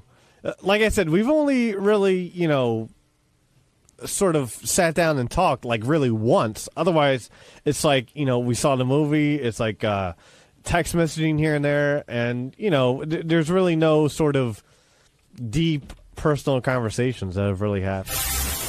Hey, it's Gary Delabate, Baba Booey. On Tuesday's wrap-up show, Benji was in, as he always is, and Tracy came by, and they argued a little bit more. Benji said he wanted to make up, and Tracy said she really still isn't interested in being friends with him. They can have a working relationship, but they don't need to be friends. I'm going to jump back to the Tracy thing because Tracy just walked in here, and I don't know if you heard what the conversation was, Tracy. No, I didn't. I got a phone call from somebody in the back office, and then I was told to come in here and address Benji. I think Benji had something else he wanted to say to me. Yes. No, I had asked Benji if you guys had. Okay, on the left, no yelling. On the right, no barking. I had asked Benji if you guys had patched things up since the last time you sort of got into it. Benji made a comment that he went to Gary to talk to you about it. You said you had no interest in it, and Benji feels that. And Benji, if I'm putting words in your mouth, well, I guess I am, but tell me if I'm wrong here. Benji feels that you're not always very nice to people and are demeaning. No, Was not that the right everybody word? is very nice to people. And Benji, I told you last time I was in here, you and I don't have to be friends. We don't have to like each other. I don't have to sit and shoot the shit with you. Like, if you need something for work, you're welcome to come into my office like you did yesterday to get it from me. But other than that, I mean, do I have to bow down and kiss you every time I see you? That would be kind of cool. Well, if that's people would great, do but that. it's not going to happen. But you do go to the other extreme. Where, and you're right, you don't necessarily have to say words to be mean to people. Because I won't look at you? I mean... yeah, when you pass people in the hall, there's a way to be polite, and there's also a way... I don't need to be polite to you, and I'm not mean to you. I don't bark at you as you like to think that I do. Trace, listen, like I said, in the past, there's been times when we've gotten along, times when we haven't. But I do think, whether it's me or other people, there's often times when you treat people unnecessarily in a mean way. Well, you're entitled to your opinion, and that's fine. I whatever you want to think. Like you said, there are times that you would come in my office. We talked about playing tennis together. The 5% of the time you get that Benji, that's great. The 95% of the time you don't get the Benji, that's what I don't want to deal with. I'm better off just walking past you. Benji plays tennis? What does he do to you? That's a shocker. Like, what does Benji do to you to put you in that frame of mind? You know, one of the things about me is that I don't like people that lie. I don't like people that take advantage of things and people, and I don't like shtick. And when Benji comes in my office and we sit and we talk about things, we talk about childhood, we talk about tennis, we talk about anything, it's great. But that lasts a minute, and then the next time he's banging into me in the hallway like he's pretending he didn't see me walking down the hall because it's shtick and there's a fucking camera around. I've never accidentally or I've never intentionally bumped into you. You've done it 1,000 times. Every time that you just avoid me, which is fine, and I prefer it that way. I swear I've never intentionally bumped into you. You intentionally act oblivious, like you don't see anything around you, like you're this little space cadet Martian that's la la la. You know, maybe I am a little coat. bit, because people have said sometimes it seems like I don't see people around me. So maybe that's happened. If it has, I do not mean to invade your space. Fine. I mean, I like to keep things real. One of the reasons why they gave me that show is because I tell it like it is and I say what I feel, and I like to tell the truth. And maybe that makes me a cunt. Maybe that makes me a bitch. I don't really care. But I mean, that's the way it is. And you're 95% of the time the extreme opposite of that, and I just don't want a part of it. I don't want a part of it. I'm entitled to that. Are you looking forward to the Open? Am I done now? My pain is relieved. Everything that you said, that I didn't waste the time of hearing myself. It just seemed like Benji wanted to get on good terms with you. Listen. Benji doesn't care if he's on good terms with me or not. Actually, I do, Trace. I do like you, and I do like working with you, and I like a lot of people. Even though I'm mean and I scour when I walk down the halls, and I'm such a bitch. Yes, people can have multiple parts of their personality, and I do think you treat a lot of people meanly. Okay, well, you're entitled to think that, and you may think that, and a lot of time I do have to walk around with a fucking puss on my face and all this shit. You try being the only girl back there, and quite frankly, these guys, a lot of them do not respect me, and if you're not going to respect me, you're going to fear me, because I'm going to make sure I get what I need to get done any way I have to do it, and that's the end of the story. If it offends you, I'm sorry. I have a job to do, I do it, and I'm going to get it done the way I need to do it. Well, I think I've always treated you in a respectful manner.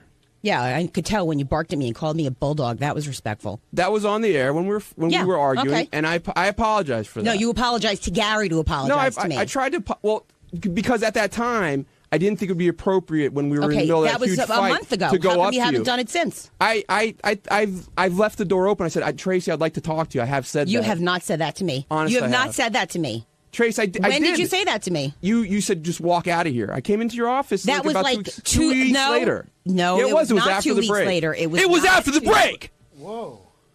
I'm just fucking around. It was not 2 weeks later. It was. There's been a lot of people here that you've all of a sudden stopped talking to for months. That may be, because sometimes instead of my being, the yeller or whatnot, I just don't want to deal with it. But just so not I don't talking deal with to it. people, listen, the people that I need to have a relationship with, I have a relationship with. The people I like as friends, I'm friends with. Teddy and I have had gone for a month. Teddy's one of my best friends here. It's part of life. And there's people you've done it and you've made it uncomfortable for them to coexist with you in the office. Oh, well, I'm sorry if they feel that way. I'm not really here to care about that. That's not what I'm here for. That's not why I get a paycheck. You do your job. What I do does not affect your job. If anything, I just give you more material. So I don't see what the problem is. I think it's part of it. It's not exactly, you can't put exactly a finger on it, but a nice, pleasant office atmosphere is part of a business. Okay, Benji, this being in here now is the first time I've seen you today. So where has my not talking to you ruined your day today? How has it made this not a working environment for you? Tracy, I'm talking about when I come in, I have to ask for something, and the way you breathe, the way you. I didn't breathe like when you came in yesterday for the Fred picture, and I was in there with somebody, and you looked and you said, "Hey, Gary sent me in here to get a picture." I said, "Okay, they're in the cabinet. You couldn't find it. I got up and I helped you." I'm talking about Other the than size. That, I haven't seen you. I'm talking about the size. I sigh at everybody. I'm a sigher. I sighed 87 times on the microphone last night. You think people are calling to complain because I sigh? I'm sorry you don't like my breathing patterns. What am I going to do? But you treat people poorly when you do that. Okay, well, and I bet a lot of people here would agree. I'm sure a lot of them would. And like I said, you're not going to respect me, then fear me. I don't care. I don't fear you. But the point is if you don't like the way I act, then stay away from me. Okay? And again, I don't think that's when a proper. I need to work with you. That's not a proper way in an office, I don't think. Again, I'll work with you when I need to work with you, and that'll be it. What do we need to have other than that? We don't. Exactly. Thank you. Trace. Now I have work to do, so I'm going to go. What? Who do you think doesn't respect you? Like you say, fear means who else doesn't respect you? At the end of the day, I replaced somebody that got walked over all over the place, and that was one of the reasons why I'm here. I am not going to let anyone walk on me. I'm not going to let anybody push their shit on me. We all see what goes on in this office, where every other day I have somebody getting on the Sybian, somebody being called this, somebody being called that. It's not a big respect of women kind of atmosphere here. Do you not agree with that? Wait, you're saying people going on the Sybian? I'm saying the way that guys in this office treat women or look at women, it's not an easy office to work in. And unless you're a woman in this office, you have nowhere to give me an opinion on this, Benji, because you're not a woman. Well, a lot of people say I'm effeminate. That may be. Well, do you feel like Robin and Lisa G are disrespected? It's different. Robin's here. She does her job. She's on the air. No one's going to fuck with Robin. And Lisa G doesn't work back there. And quite frankly, people don't really spend a lot of time in the office with Lisa G. There's not a real working relationship there. She doesn't work with them. It's very different. I'm the only one back there. Do we not disagree? No, do we not agree on this? I agree that you're the only woman back there, of course. And you see how I hold the stance for myself. But Gary, do you not agree? I replaced somebody who got walked over because they made it easy. Yeah, I do agree that we when we were looking for somebody, we were looking for somebody who would run a little bit of a tighter ship. There's no doubt. And I run a tight ship. And I'm sorry if I offend anybody. Hey, I apologize. Life is life. I'm not fucking perfect. But I get my shit done, and that's what I'm here to do. Hey, I think you have every right to feel the way you want about show elements. But do those show elements offend you? They don't offend me, but this is something I enjoy as entertainment. That's my entertainment. When it comes to work, my work is my work. It's not like anyone saying, hey, Tracy, can you come in and ride the Sybian? I'm not... It's apples and oranges. I like the Howard Stern show. I was a fan of the show before I ever worked here. That's the apple. Working here, getting shit done, asking people to do things is completely different. Has it ever manifested itself, like things that happen on the show, the way people treated you off the show? To be honest with you, coming in here, you know damn well what to expect in that sense. I mean, if I could tell you how many tit jokes I've put up with and how many, cock jokes and whatever and the sexual harassment. Well, you do have a big cock hanging in your office. I have two cocks in my office, and I have a pair of Jenna boobs. That's fine. Actually, I threw away the Jenna boobs. That's fine. What? Somebody pulled off a nipple. It's, it is what it is. And I'm just as guilty of the sexual harassment as everybody else. And you have to come in here knowing that that's going to happen. But those are jokes and fun.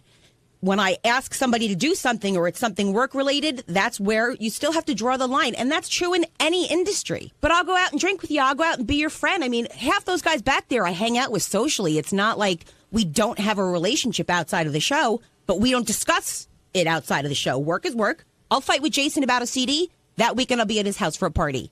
I mean, it is what it is. You just have to know the difference. Hey, it's Sal Governale, and on Wednesday's wrap-up show, this one's for the ladies and a couple of gay guys. I talk about hairspray, tanning creams, cosmetic enhancements. I also discuss Howard's really cool manly scarf. You're going to love it, so check it out.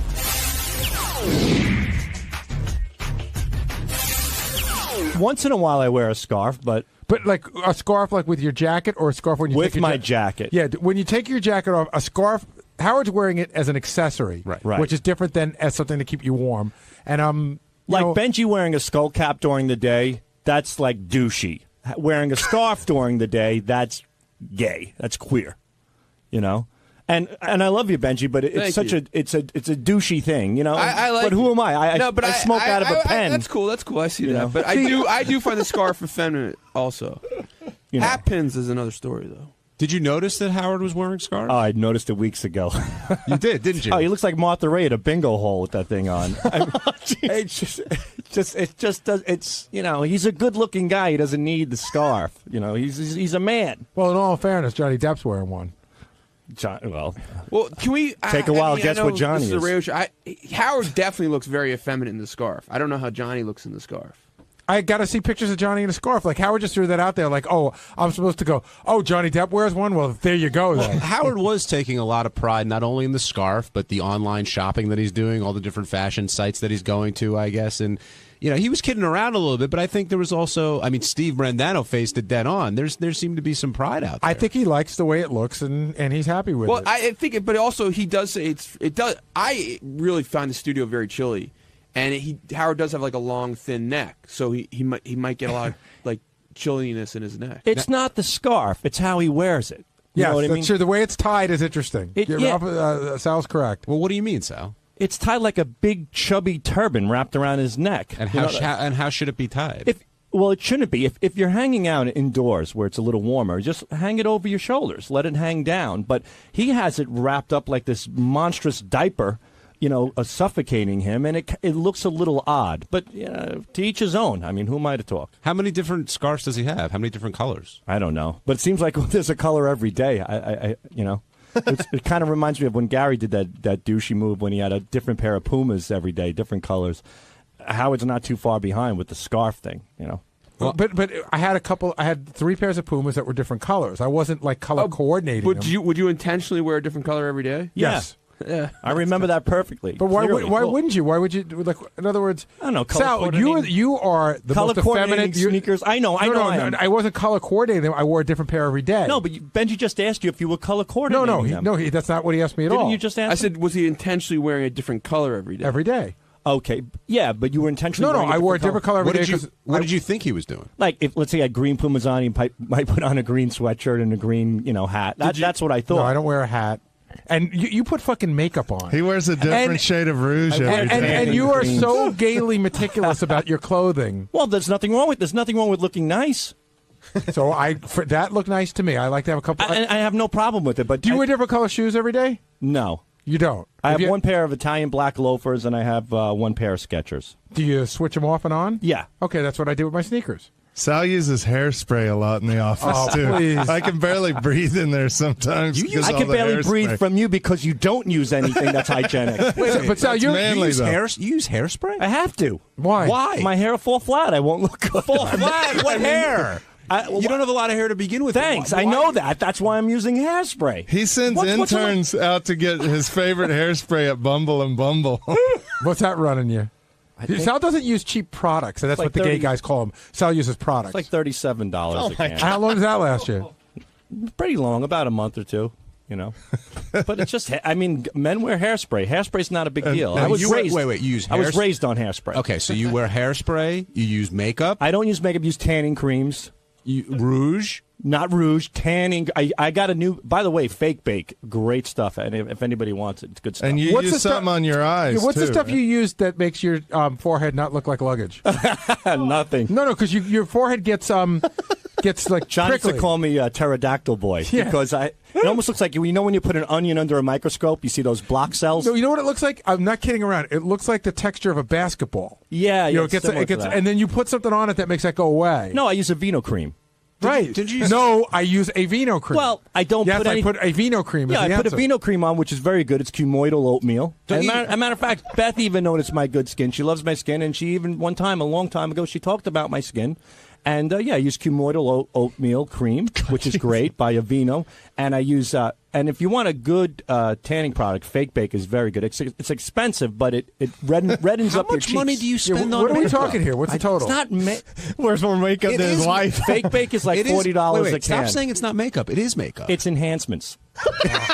One time we were doing homeless questions in Times Square, and Sal goes, "Hold on, I got to stop at my favorite store." I thought he was going to go to like Virgin Records or something. He went into Sephora, the makeup store, and I had to wait for him while he picked out makeup. Well, you're on TV. You have to look good. Howard has a makeup artist in You're the on morning. TV once every 2 weeks. I know. He has a hairstylist. Sal wears this like eye makeup or used to for your bags under your eyes. Well, no, you asked me for one. Right, well, that you and talked about it on the air. And then my wife What was it called? Raccoon Away? No, there was one. my wife asked, "Hey, can you find out what Sal uses? Yeah. I would like a cream like that." So I went and Sal wrote it down. And she looks at it and she goes, "I can't afford this shit. This is like really high end stuff." Well, there's something made by it's called M for men. It's men cream for your eyes and stuff like that. But I haven't It's used any of that probably anymore. radically different than the girl cream. yeah, it is. It's the labeling. That's the only difference. They take the W for woman and they flip it over. You're spending like hundreds of dollars on facial products. Not anymore. No, I've given up. Look at me. I look like a pile of shit. But he's looking into getting liposuction under his chin, too. Well, if I get rid of the goatee, I wanted to get a little lipo and define my line a little bit. But, So here's what Howard I'm would getting say. older. Here's what Howard would say to that. Because I Join know a him. gym. He would say, why don't you join it? No, why don't you join a gym? And if you get thinner, then your neckline will, your neck will get thinner and then your chin will look bigger. I did. I lost about 17 pounds, but my face still looks like a saddlebag, Right, but what he's saying is lose 17 more, and then you won't have to go into the night. Here's what Howard would say about denied for 10 years and then revealed on the Revelation show. Hey, Sal, by the way, aren't you like some ridiculous amount of money in debt? No, not anymore. I've cleaned up a lot of my debt. But are you in debt at all? Very, very, very little right now. But I don't. So now that you're back on your feet, the first thing you're going to do is go get liposuction? No, I've considered liposuction. I just speak out loud. I haven't done anything at all. I just think out loud. Think out loud. Obviously, you speak out loud. Oh my God! When JD corrects you, you know you're in trouble. I just think out loud. I think we all look in the mirror in the morning and we say, "Oh my God, I like to fix this. I like to do that. I look terrible." I think it's just a normal human reaction to look in the mirror and not generally be pleased with what you see. But I've kind of thrown in the towel on that. I have to be happy with what I have. What made you throw in the towel? Just age and 40. I'm 40 years old now. I have three little boys. It's like what am I doing? And I'm off the road. No, that has nothing to do with it. I love when Sal tells a joke and no one laughs. It wasn't a joke. Yeah, exactly. On Thursday's wrap-up show, all the talk was about one of our favorite guests, Tracy Morgan. Anytime he comes in here, he's always crazy from the moment he walks in. Forget the studio until he walks into Sirius, really. And he got to control the Sibian, took over for Gary, hung out with Riley Steele, and then talked about his movie career and if he's going to take that next big step. And that's what all of our debate was about.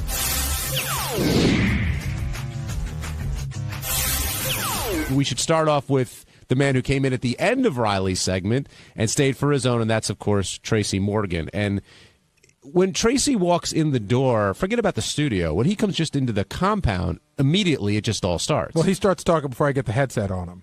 You know what I mean? Like, you could hear him as he gets closer to the microphone, and he's got a million things to say, and he's observing everything that's on the wall. It's nonstop. And how did he instantly want to go in there when he heard that Riley was doing her thing? Well, what happened was he got here, and there's two green rooms. If you're watching on TV, as you walk into the studio, there's a green room on the right, which is the primary one. There's a green room on the left for when the one on the right is getting used. So he was in the one on the left because Riley's people were in the one on the right. And he goes, "I'm all disoriented." He's like, "I don't get it. Wow, come on, I'm not in my regular room." So I said, "Well, because we have somebody's in there." He goes, "Well, who's in there?" And I said, "Well, we have a porn star. Her entourage is in there." And he lit up, like the antenna went up. He goes, "I have to meet her." I said, "Yeah, don't worry. We're already working on that." So he gets in there and does his thing, and then she rides the Sibian, and Gary takes a bullet and lets Tracy run the controls. Yeah, no. It was just, it just seemed like it was funnier to do. I handed, first of all, throw this box in his hand and with knobs on it. He's like, "What do I do?" And I'm like, "Don't, just turn this one slow. Don't worry." And I was coaching him while he was doing it. I was like, "Give it a little bit more. You go up a little higher." But as I said to to the guys, it ain't rocket science. You turn it up more, and they yell louder. And he kept the attachment, right? He did. He did. That's like Sal territory. She autographed it. It was exactly what Sal does, except she autographed it. He put it in the case before. He didn't lick it in the middle. Didn't smell it or anything? Yeah, exactly. Yeah, I think Sal retired from that, though. I think he stopped, cleaning them and doing whatever he did to those attachments. But with Tracy in there, and he's got a big movie coming out, another movie coming out very soon with the Peter Dinklage one. If the movie's hit and he becomes that movie star, does he forget about the show, do you think? Because he's such a huge fan, and he really worships Howard. No, and the first time he was ever on the show, he was with his son, his older son, and I didn't know Tracy from a hole in the wall. And I walked by, and he's like, "Oh my God, there's Gary! Come on in and say hello." So he's a big fan of the show. Listen, maybe we don't get as many visits, but we'll get the visits. Do you think he should move on from 30 Rock? Depends on what this movie does. If the movie does $200 million, fuck yeah. They just keep making movies. Now, he's an Emmy-nominated actor on 30 Rock, and he's very good at what he does, but can you tell me the differences between Tracy Morgan and Tracy Jordan, other than their last names? Almost none. I mean, he really, the way he acts here, they tone down the cursing, but there's a lot of stripper jokes, but it's very similar to the character he is on the show. I was surprised when I first started watching the show that they let him do some of the stuff that he does, but it works. Now, what did you think of his explanation about how he admitted to dealing drugs, but he was never a drug dealer? I didn't understand that. Did you follow that, Benji? No, I you know what? I might have zoned for a sec. Like, what did he say? Like, he said just that. He's like, yeah, I dealt drugs, but I was no drug. People? No, he meant I was no drug dealer. Does that mean he wasn't that good at it? I don't know. That's why I'm asking you. Well, guys. I don't know. Maybe I don't know. Maybe he doesn't like that label as a drug dealer, or maybe he was. Maybe it's like, hey, I'm a waiter, but this is just a job. I don't want my life identity to be this. Well, I know a lot of people who don't like labels. Like a lot of girls from the Bunny Ranch don't want to be called whores. That's true. I don't know how long he did it for. He only did it for a couple years. Yeah, so, yeah. And so now he's in this movie with Bruce Willis, and Howard asked him, "Do you have a problem, riding his coattails or anyone?" And he's like, "No, I have no problem riding anyone's coattails as long as it leads to success." And what do you think of that attitude? I think Tracy's been doing it a long time. I think he's had to deal with a lot of shit. I think if he'll get to the top any way he can get there. He doesn't care. And why should he? Tracy's to me is like one of those like so happy, so likable, so like just having fun. But I'm really curious, like what really pisses him off. Like when does he actually get mad? What's he like when he's pissed off? I would think he gets mad. I think a couple times ago when he came on, we got a peek into that window when he was talking about the Saturday Night Live people that he put in the book and said, "You know what? Look at me now. You said I was going to amount to nothing, and now you're all out of a job." I don't think he shows it or talks about it on the air, but I think he takes some satisfaction in that. It's probably pissed him off that people, as he said, should treat you the same way on the way up as you do on the way down. But growing up where he did, he grew up, I think he said, in Bed-Stuy, and being for a while, working, selling drugs, I would think he would have to have been like a pretty tough guy, beat some people up. He's not the kind of guy. He seems so nice. I can't imagine him beating people up. Maybe he didn't have to. Maybe he, maybe not. I don't know. Maybe we've been watching too much TV. Maybe he's the good drug dealer. Let's talk to Doug in Maryland. Doug, welcome to the Wrap-Up Show.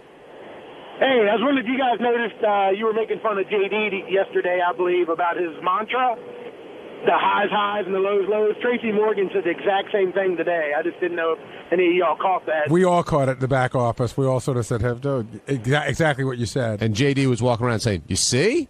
You see?" He was very proud of himself. Yeah, because you guys were kind of busting his balls about it. It was just kind of funny. Did you like hearing Tracy Morgan today, Doug?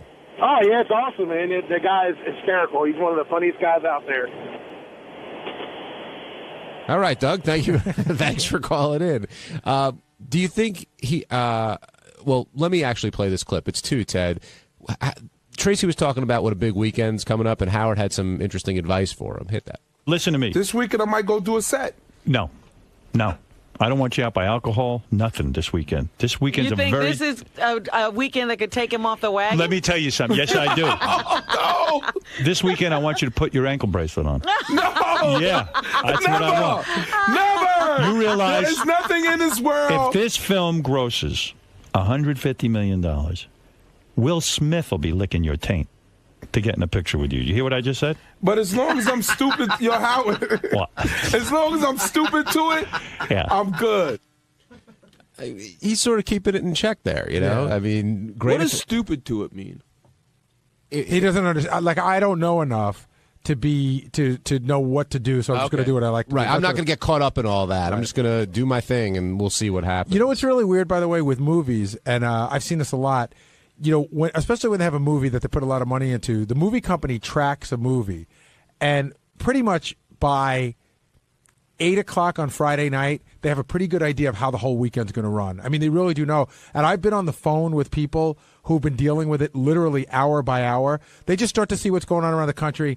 And, you know, it's a rare instance that a movie does really good on Friday night and shitty on Saturday night, or the other way around. If they'll know by seeing what's going on in the Northeast by 8 o'clock whether this movie's going to be good for the whole weekend or not. They can almost down to the dollar track what the weekend's going to bring. And typically the tracking works well through the weekend, but if the word of mouth isn't so great, it shows up the next weekend. It doesn't happen like from a Friday to a Saturday, as you're saying. Let's talk to Wheels. Wheels, you're on the wrap-up show. Yo, Gary, you killed me today, man. I was on hold to put her on the Sybian, and you let Tracy go, and he ran wild on me. Yeah, no, I apologize. I'm doing the show for everybody and you. I'm kidding, Gary. I know. No, but seriously, though, yeah, she was awesome. And I think Howard would have just, he was like, I'm glad you did that, because he was rushing her out of there just to get to Tracy. And we know Tracy's like the best. I mean, hands down, you can watch him all day. Yeah, but he spoke to her for a while. I mean, there's only so much you could talk about. I mean, she had those great babysitter stories. I'm saying she wasn't going to get on a Sybian until you piped up. Yeah. Because he went, he didn't pick me up, so it's cool. It's cool. That's all. I just wanted to bust your balls. Don't let nobody go in there. I don't care who it is. But thanks a lot for saving the show. Thanks, Wheels. Hey, had we said to Tracy and to Riley, the girl, hey, there's a back room. Why don't you guys go have some fun? We won't even take it. No, we're not, because we're not saying that. No, I know we wouldn't do it. Probably, but like, do you think he would have done it, and do you think she would have done it? I don't.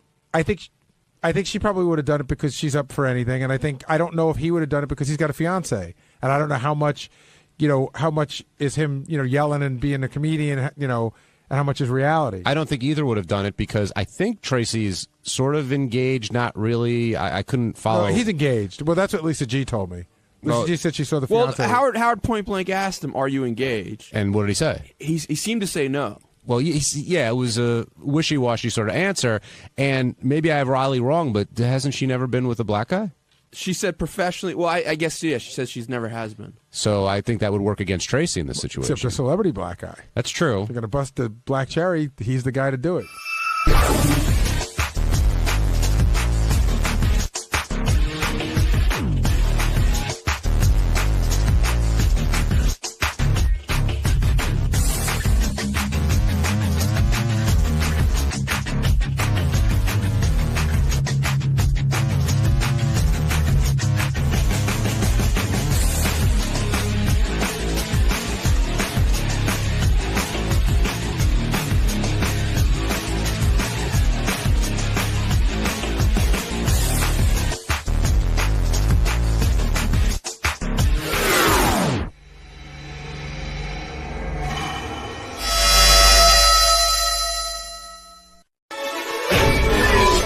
This is a Howard TV original production. Here's a taste of what you have to look forward to on this episode of The Bonus Show. George Takei offers some Christmas cheer. This is our Christmas card from last year. Medicated Pete gets a powerful blowjob. We had that problem. Ow! Howard compliments Baba Booey. And you're not a good producer. And JD talks about his favorite porn genre. It does make me nauseous at times.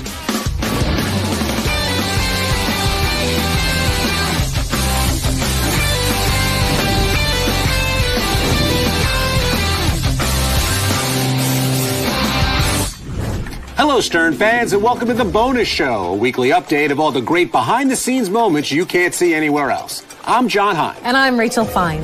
Now let's start with the lovable and eccentric George Takei, as our cameras caught up with him so he could explain his avant-garde Christmas card. This is our Christmas card from last year, and we chose this photo because this was taken when we did the Newlywed Game, and they wanted a lot of stills that they could put behind us for some of their publicity shots. And I thought this turned out very nicely. So this wasn't to all the people that we sent Christmas cards to. It was just to special people, and Richard happens to be one of them. People often ask me what it's like to work with Medicated Pete. Aside from the sweaty palms, the incessant staring, and the way he skulks around the office, well, it's pretty horrendous. So you can feel my pain. I personally don't think that Pete's that bad. I mean, at least he provides an outlet for the guys in the office to have some fun and blow off steam. That sounds legit? Yeah, she's outside the building. She's like really here. Why doesn't she come up? Okay. Because she's a teacher. She doesn't want to go home. Okay. She doesn't want to lose her job, man. We had that problem here. Ow! The fuck? I'll talk to you in a minute. Hold on a second. I'm getting sprayed out here. Hold on. I'll talk to you. I'll call you back. That fucking hurt, man. Look out. That fucking stinks, bro. You're gonna do your hair. Dude. Do his hair. Ow. Look at this Stalin fucking Richard here. Go fucking back to work, will you? Easy.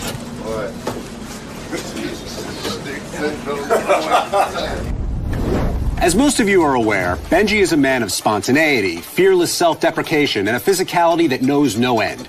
Some in the business refer to this as shtick. I like to call it Benji bronchitis.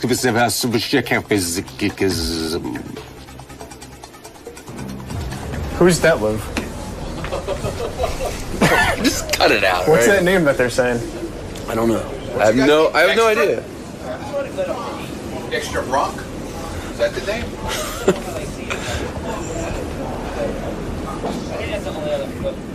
What are you doing, man? I'm hungry.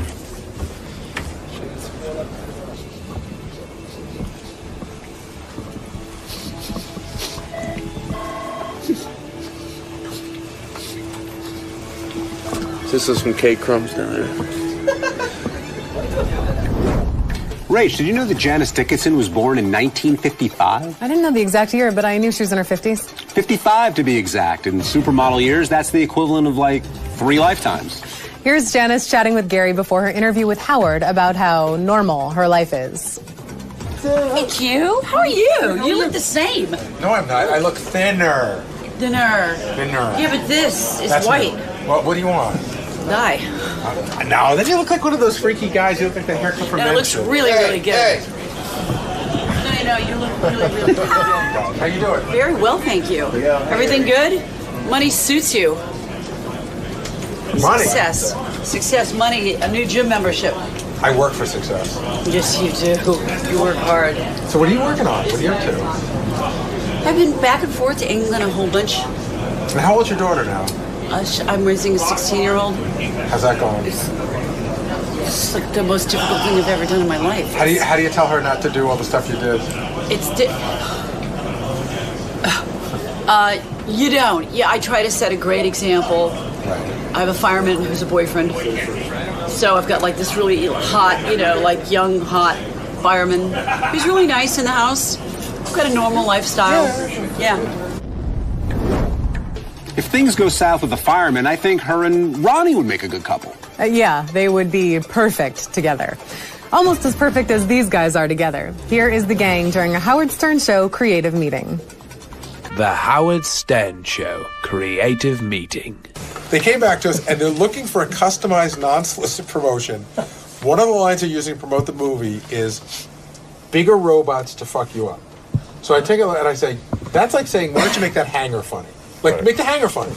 I don't know how to make bigger robots to fuck you up. I don't know how to make that a promotion or how to make that interesting. I don't know what to do with that. Then you're not a good producer. I don't. So why are you blaming him? Rachel, you want to do a 3-toss? What's a 3-toss, John? It's when we toss the 3 clips all at once and then show each clip back to back to back. Well, why don't you show me how it's done? The following wrap-up show highlights will feature JD discussing gay porn, Richard turning a year older, and a caller making a joke that bombs horribly. You see? 1, 2, 3. Roll it. Listen, and maybe I'm immune or what is it? Anesthetized? Whatever. To gay porn because I've pulled gay porn. Pulled what? And watched it. Pulled the audio. Pulled off. No, I haven't pulled off. Not that there's anything wrong with that. Well, I'm just not gay. And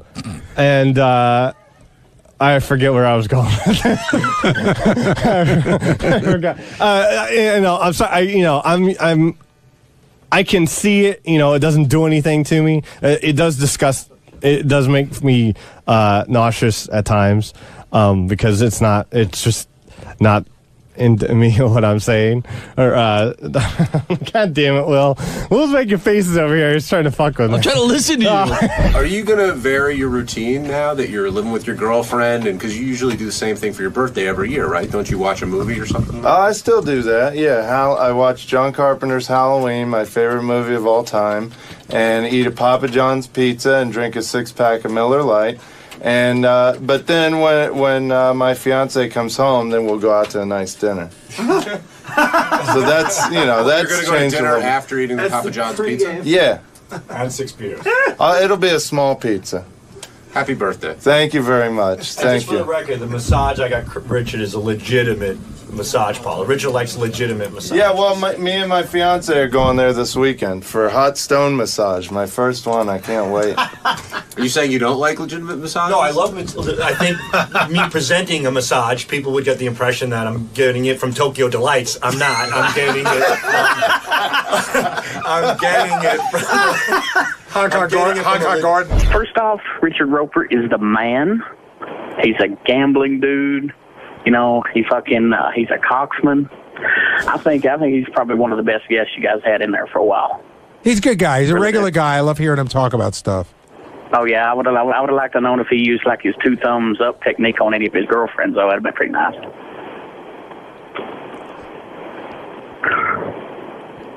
We're letting you go, CWB. The floor is yours. Oh, I'm sorry. It's okay. I'm sorry. Damn, that was a bomb. But anyway, though, you guys do a good job on the show, man. Richard Roper is the shit. All right. Later, guys. All right. Thanks for calling in. I used to comment on those, and I realized my new technique is to just let it stink like a fucking bad fart. And that's called a 3-toss. John, there are idiot savants, and then there are just idiots. And you would be the latter. Thank you. Let's do a 3-toss sign-off. Goodbye. Bye. See you next week. It's a 3-toss sign-off. If you had been Doesn't make quicker, any it would have been sense. 3. You're doing clips. You introduce clips. I understand, but I was doing 3 Sign-off. goodbyes, and it was like a quick 3-toss. You missed it. Well, he blew it, you guys. He blew Toss it. her out of here.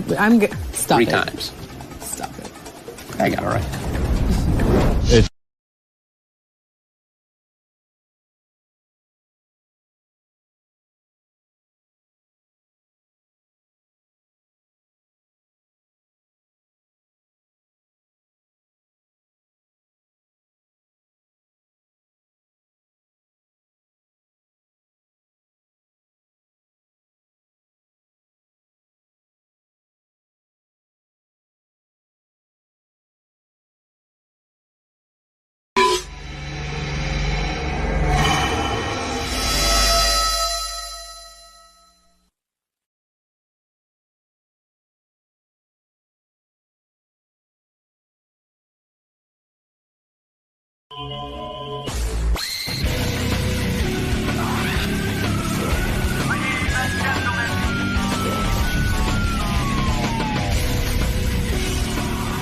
And we're here at Bug Central.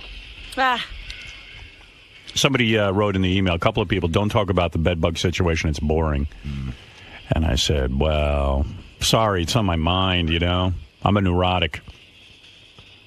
And I don't even think it's being neurotic. Who the fuck wants these bugs in their house? I was informed yesterday that there was never a bug and there are no bugs. Who told you that? Someone very high up in the company. Scott Greenstein? Yeah. That's what he told. He doesn't, he's crazy. I said, Scott, you don't see them. You can't see. That's why you need dogs to sniff them out. But I think these dogs might be making you crazy. But no, they're not. They're not? No. Everything makes me crazy, but not those dogs. But not those dogs. Meanwhile, I'm wearing this hazmat suit. Are you? Let me see. Yeah. What I do is when I get here, I change into this. Doesn't fit me that great, but it's not bad. I thought you just had on a white No. This is a hazmat suit. This is a protective area, protective skin. It's protective clothing. It's completely sealed. As you can see, there's no pants. You got like bands around your wrists so that nothing could get in. Right. And around your legs, I would imagine. Of course. You can see I have an anti-bed bug emblem. Patch. It went on the back as well. I believe it's there. I don't know if it's still there. No, it's not. It's not. Okay. Bed bug's got that. I thought it was just a cool sweatshirt. No, nothing cool about this. This is it's weird. I wore a really nice outfit for the television show today, and I don't know what to do. I could fire Ralph. I think I'm wearing this every day because what I do is I have a plastic container back there. My jacket and my bag are in there. Uh-huh. That way nothing can get in there. Right. You're sealed. Hermetically sealed. I'm basically sealed off from the rest of society. My psychiatrist said I have to live my life and just go ahead and, live my life. But, You're living your life in a hazmat suit. Yeah, right. I'm not happy about it. I don't want to look like this on camera. It's actually a good look for you. Is it? Yeah, Good. I like it. Why don't we just have a Howard Stern show uniform? That way. So what I will do is Gary dresses me for the show. He helps me get my boots through the hazmat suit. I hope they got that on camera. Oh, they did. I heard the cameras whirring when I was getting helped. I didn't ask for his help. He just immediately likes to serve me. He's like, Beulah. It's very warm in this suit. I would imagine so, because there's no air in the studio today. Not only that, this suit smells. It almost smells like tobacco, but it's a plasticky kind of smell. It stinks to high heaven. Oh, so now you're going to be sick from that. I don't know. And then, so they found the bed bugs in my car. On top of finding them, they must have been in here, and I dragged them in. Or they must have been in the car, and I dragged them here. But I'm assuming it's reversed because they had them up on the 37th floor, and they're on our floor, and all kinds of places. So what did they do with the car? Well, it was supposed to be an hour yesterday where they put the car under extreme heat, and then the bugs die in the heat. Ronnie comes in this morning, and he says, well, they're going to take the car for 24 hours. I said, well, what are they doing? He goes, they're pumping poison gas into the car. Oh, great. So I don't even want to use my car anymore. I said, Ronnie, why would you? Why can't they steam the car? I said, Ronnie, why did you allow them to pump poison gas into the car? He goes, well, the guy said it's safe. I go, I don't want to sit in there, and you don't want to sit in there with poison fucking gas. Poison fucking gas. How could poison be safe? The guy says it's safe. I go, what is his credentials? I mean, what is he, a scientist? How does he know it's safe? He knows it's safe. What is he? And then he tells me the guy, actually, it's a moving and storage company. It's not even an extermination company. So I don't know. Where did he take this car? I don't know what he did, but they're pumping this car that I'm never using again. I don't know. Ronnie could drive somebody else. I'm not getting in a car that was pumped full of poison gas. What the fuck is wrong with them? Just steam the car. Well, they were worried because you're Howard Stern. They want to make sure they get it all. They want to kill you. I go, well, I'm not sitting in there. Poison gas. Rombo, what is this poison gas? Did you ask them what the name of the drug is that they're pumping, the gas? I mean, I'm going nuts from this. Look at you. Yeah, fuck you. Fuck me. Yeah. Why are you yelling at me, man? You're the one who told me to get the car straightened out. Yeah, get it straightened out, but use your head. Fucking dog goes in and he walks around, smells some bullshit in there, and I'm getting yelled at. No, you're getting yelled at because why would you allow them to be put poison? Because this is what they told me to do. Tim said they approved it. Tim to go doesn't know there. shit. This is the process. This is the best way to do it. The best way, but I got to sit in there. I don't want to be exposed to chemicals. I'm completely fucking paranoid. Dude, I understand that. I didn't want to leave. I didn't want to do this either. Believe me. I know. They're gonna fuck up my. I'm afraid they're gonna fuck my car up. Poison gas. Who wants to sit in there? I got a dog that goes in there. I mean, I don't want to be in with poison gas. Well, Who told you it was safe? The guy from the moving and storage company? No, that guy who from that company, the one who did all this bullshit here. Well, how do we know what he knows what he's doing? When did he get into the business? I don't know. Of poison gas. I don't know. This is what I was told to do, and this is what I wish. did. You know what? Always check with me. Because I'm really good about I this told stuff. you I was going in. No, I know, but I didn't. You should have called me poison gas. When you hear poison gas, say, I'm calling Howard. I don't want any poison gas. He'd rather the bed bugs than the poison gas. Use Howard for your brain. You're going to be a lot better off. I'll think. Let me do the thinking. You know you need my help. If you left it up to me, the fucking car would have went nowhere. I would have just left it the way it was. I think Hitler used poison gas. You know what I'm saying? Yeah. Well, yeah, there's a new method I now. They can't see do it there's in anything cars. wrong. I could have taken the goddamn car to the car wash and had him steam it out. Right. I agree. The guy said for an hour he's going to put it under Yeah, they were intense supposed to heat. come. It started off, they were coming here for an hour and down. They're going to do it here and the whole thing. And I said, fine, no problem. And then it turned out to this Why whole couldn't thing. they do the 1 hour process and put the dog in there and see if it worked? I mean, why did we have to put poison gas in a car? I don't know. Dude. Poison fucking gas. I don't know, dude. For 24 hours. That just doesn't sound right. It's more than 24. I dropped it off there yesterday after I... Tell him to stop. Oh, my God in heaven. I don't want to sit in there. Neither do you, So trust me. it's been gassed already. Oh, yeah. Here's a few rules from now on. If you hear the words poison gas in any scenario, call Howard. All right. Whenever you hear poison gas, those 2 words should trigger something. You know, if I didn't want to listen to anybody. I wanted to do my own thing. I would have Let them buy the car now. Let them just give them the car. Tell them they can keep it. I don't want it. Yeah. I'll fucking get a pet. You get a pedicab and drive me. Yeah, thank you. You pedal. You fucking pedal me to work. Yeah, thank you. Thanks, Benji. Benji, what's fucking Benji doing wrong? He's writing over there. He didn't write anything. All right, whatever. Fucking Benji. Blame me for this whole thing. But what are you blaming me for, when you man? hear poison gas, say, Who do you work for? They said to get... You know I'm the asshole who sits in there. You know I'm fucking crazy. Dude, they said it wasn't... the same thing they told you here, that it's not going to harm you. Yeah. That's exactly what they told me. Yeah, they didn't use poison gas here. Notice that. Well, they said gas. Mel Karmazin sits here. That's why they don't use poison gas. When the shithead like me sits here, that's when they whip out the poison gas, you fuck. Not you. Blaming me for? I'm blaming you. Yeah, Just you're wish you would have blaming me, called yelling at me. Call me. Fucking blaming me for? Poison gas. Yeah, you think I want to leave my... This is what happens. You think I want to leave my car with this guy up people there? get overzealous with me. They want to please me, and they... Oh, you got to go do this. This is the way it has to be done. No. I want to make Howard happy. This is Howard, Howard everyone wants to make Howard happy. Do you know? I'm a shithead. Don't make me happy. Just treat me like the rest of the people. I don't want poison gas in my car. I don't know what the residue is off of that thing. Why not blow up the car to kill the bed bugs? That's what we should do. Mr. Mund, we're going to take a stick of dynamite and blow this fucker up, and I'm going to guarantee you. Well, talk about overkill. Poison gas. I'm not getting in a car that had poison gas. I mean, well, who the fuck is authorizing that? So now, Ronnie, how are you getting a new car? Leave me alone. Yeah, have this company buy you a new car. I got to go.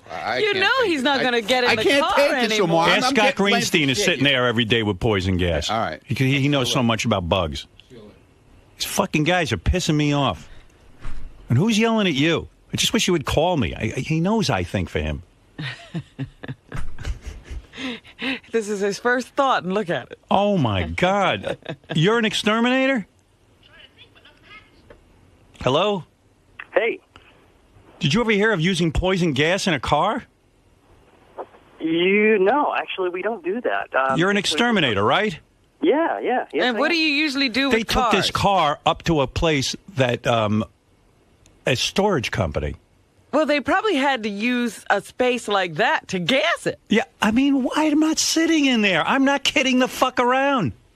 I'm We don't done. have to do, Howard, you don't even have to do it like that. You can just have, you got Benji screwing up all the time. Have him go down there with a steamer and steam out your car. What I heard was they were going to put the car in the steam for an hour. Mm-hmm. I was like, fine, go ahead and do it. Next thing I know, I'm hearing poison gas this morning. And I'm like, dude, I got to sit in there. They don't need it. You don't need to do it like that. Yeah, but it's already done. It's overkill. And I'm paranoid. I will not sit in a car. I'm not sitting in it. I'm not fucking with anybody. I'm not sitting in a car that's had poison gas introduced for a 24-hour period. It doesn't sound right. Let Mel Karmazin sit in it. Did they say anything about Let the boss of the company sit in there for a year, and then I'll go sit in it. I'm not doing it. Fuck everyone. Fuck all of you. I come to this fucking company, and I'm getting fucking bugs all over me. Now they're putting poison gas in my car. Forget it. Forget it. I'm done. Buy me a new goddamn car. I'm not sitting in there. Fuck that. Poison gas, 24 hours. A guy who owns a storage company is telling everyone that's what you got to do. And don't worry, it's safe. Well, what the fuck? Where'd you get your degree? What scientist am I talking? Poison fucking gas? You got to fucking be kidding me. They didn't happen to mention what poison gas they're using, did they? No, Ronnie doesn't know. I didn't ask. They told me it was safe. And it wasn't even gas. It wasn't poison gas. They told him it was gas.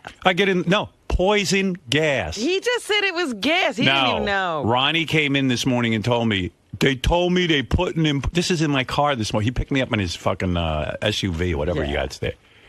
I said, how'd it go yesterday? He goes, I still don't have the car. I said, you speak to the guy? What's going on? I don't understand. I thought they were going to do an hour of steaming. No, they got it in a bubble. They got to take it to his warehouse, and they use poison gas. I go, poison gas? He goes, yeah, that's what the guy told me. He says, they tell me it's fine. I go, poison? The word poison doesn't sound right. Well, in a car. Again, when he came in here, he said, I don't know if it's poison. He said to me this morning, poison. Yeah, now he's saying it because he hears I'm not going to get in his car. Now he's nervous. I don't care. I'm not getting in. The company can buy me a brand new car. Ronnie, order a new limo. I'm not getting in that fucker. Poison gas? Last time I heard poison gas was at Auschwitz. Get in here. Poison gas. We're giving you a shower. Everyone's an expert. I love all these guys are experts. But half of these fucking guys never even gone to college. They're all experts on chemicals. It's bullshit. Fucking surrounded by chemicals. Hey, this guy says he knows what the chemical is. Hey, Peter, hi. Hey, Howard. What is this chemical? Well, it's a gaseous form of DDT. Oh, Great. You love DDT. Yeah, not in my car. You got your wish. Yeah, I love that they put that in the car. Yeah, they didn't put any more in your car than they would put on an African village, so it's okay. Ah, you're fucking around. Yeah, you don't even know what he's talking about. Asshole. Meanwhile, DDT. Thank you. It's probably nitrogen. Well, let's get somebody who doesn't start with jokes to tell us something. Yeah. It's nitrogen, guys. Yeah, okay, you know. In your car. All right. I love you, man. Love you too, Robin. Hey, Mark, you're on the air. Hey, Howard, love your show, man. Thank you. Listen, you got every reason to be nervous about them things. I had them in my house. My neighbor was a junker. He brought furniture home. It came through the cracks in the walls into my couches. I woke up scratching, blood all over me. We had to get rid of everything. I wind up moving out of the house out of the apartment, rather. It ruined everything, and for months afterwards, my wife would wake up, slapping her body, itching. It gets in your head, and it screws you up. Right. Well, I'm sitting here in a hazmat suit being told that my car now has poison gas. Well, now all you need is a gas mask. Yeah. Now I'll walk in with a spacesuit. Absolutely. They're crazy. Them things, they get in your head, too, because you think they're all over you all the time, especially when you get bitten by it. It's the worst thing, and it really attacked me. I got them really bad. Guy had to move out of his apartment and throw away what'd you throw away your furniture? Everything, Howard. The landlord, they came in and they got Orkin in there and they steamed and everything like that. You have to check 10 minutes after they left, me and my wife were checking the couches. They steamed and everything. They were in the couches and everything. We had to wind up suing the owner to get we didn't even get half of our stuff back. Keep making fun of me in this hazmat suit, Robin, but you'll be wearing one soon. Trust me. Get fitted. Time and you all have them on. Goddamn right. Thank you. This guy knows. Love your show. Thank you. Yeah, okay. I'm fucking crazy. They better bring back this DDT. I went on a website. I've been researching about this DDT. And turns out a bunch of hippies, just like I said yesterday, got rid of it. And there was no scientific data. They did test after test on this DDT. It had gotten rid of malaria in Africa. There were no such things as bed bugs. And all this so-called science. This is from a website called Junk Science. They debunk all the bullshit. Yeah, I'm hearing that there was a book that was written by some woman, and everybody's been... DDT prevented 500 million human deaths due to malaria that otherwise would have been inevitable. Yeah, jumping all over her. Here. Some mosquitoes became resistant to DDT. And you know how everyone says, oh, the bed bugs became resistant? No, nothing became. They were gone. They were gone. No one became. No, there were some naturally resistant bed bugs to DDT. There was no. Rachel Carson sounded the initial alarm against DDT, but represented the science of DDT erroneously in her 1962 book, Silent Spring. She's a hippie. Yes, that's what I was talking about. That woman. She's the one who started all the DDT. She started these experiments on quail and pheasant eggs, and it turned out DDT was introduced through the breeding system. They doused these quail with tons of fucking DDT, and still, in the control group, the DDT didn't ruin any eggs. It was all horseshit. It was hippies. They used DDT to start this environmental movement and to get control in the government, and DDT was a big victory for them. But that's it. There's no scientific evidence whatsoever that DDT did anything to the environment. And it was so minuscule, the amount that they were using, that it was spread out. This DDT is the only thing that will kill these bed bugs once and for all. And no one's using it because of some hippies. And here's the hippie. I forget her name already. Rachel, whatever her name is. Rachel, Kishman Tuchas. I mean, she did me a favor. Got rid of DDT. And, listen, the hippies, they want bugs to have the same rights as people. Listen, I'm not for it. I'm for people. You're for different rights for the bugs. Yeah, I don't think there's no politics when it comes to bugs. And that's a quote from the fucking Fly.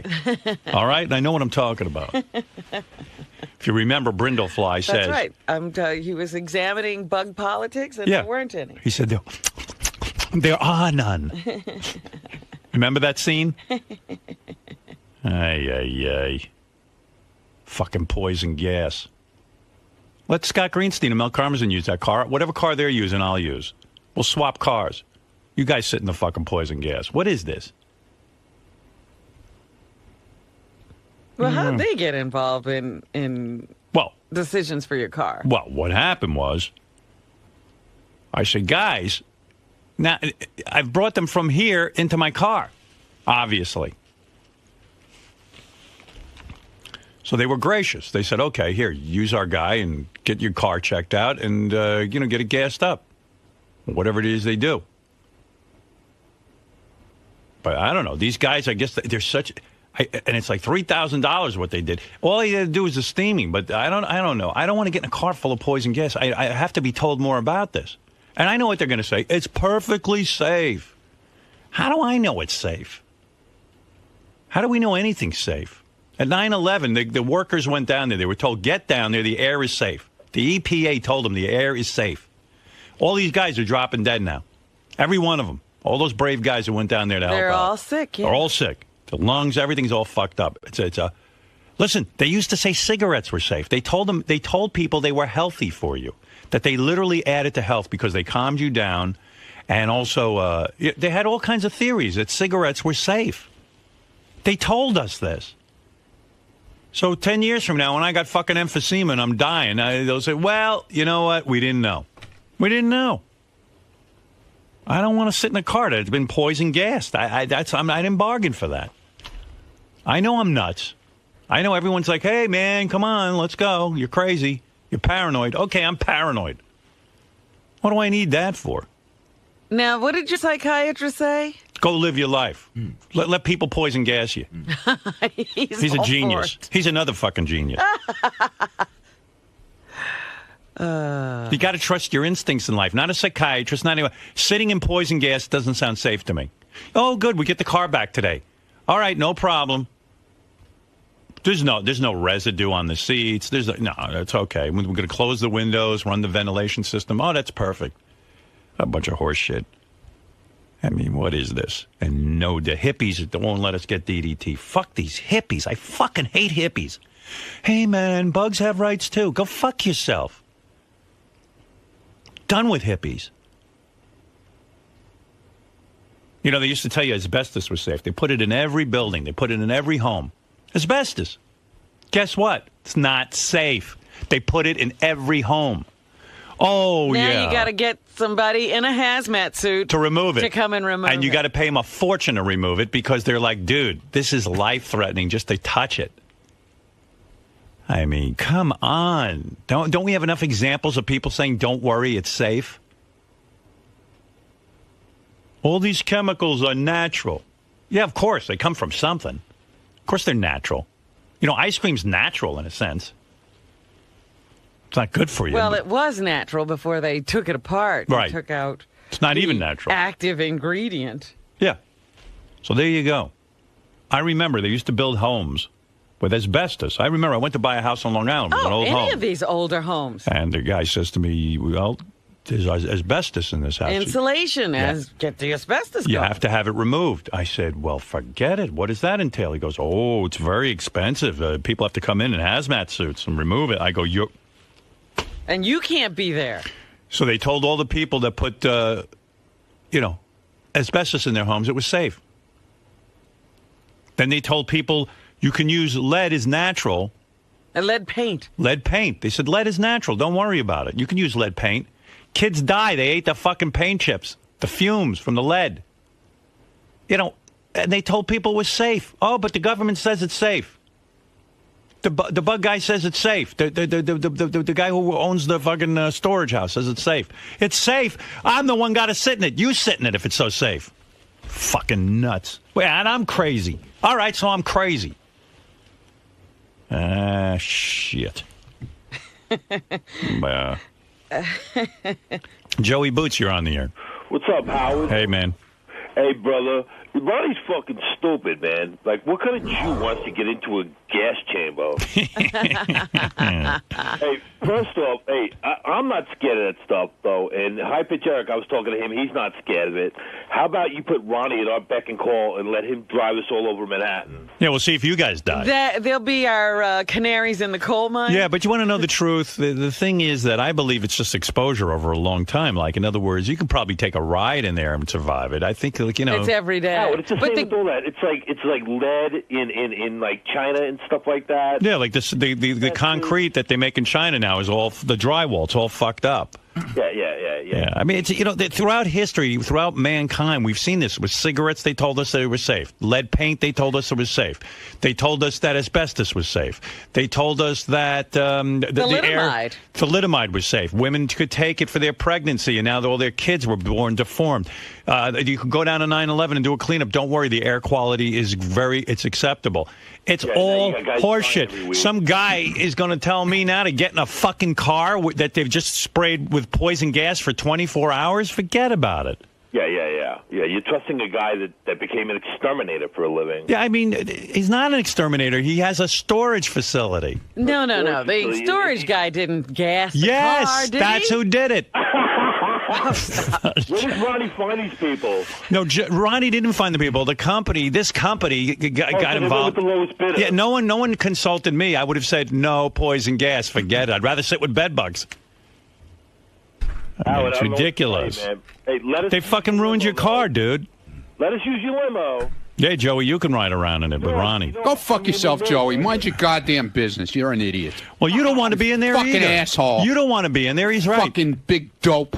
Yeah, I'll lick your ear again. Yeah, you fucking asshole. You Why touch you me mad at again him? and I'll bust your goddamn fucking head open. Yeah, you didn't bust my head open that night. Yeah, okay, Joey. All right. Talk. Yeah, do it again. You all talk. Do it again, asshole. You all talk, Ronnie. Do it again, big shot. Ronnie. Yeah, all right. Ronnie, you're my bitch. Yeah, okay. Why are you mad at Joey? What did he do? This is wrong? What's he saying that's so bad?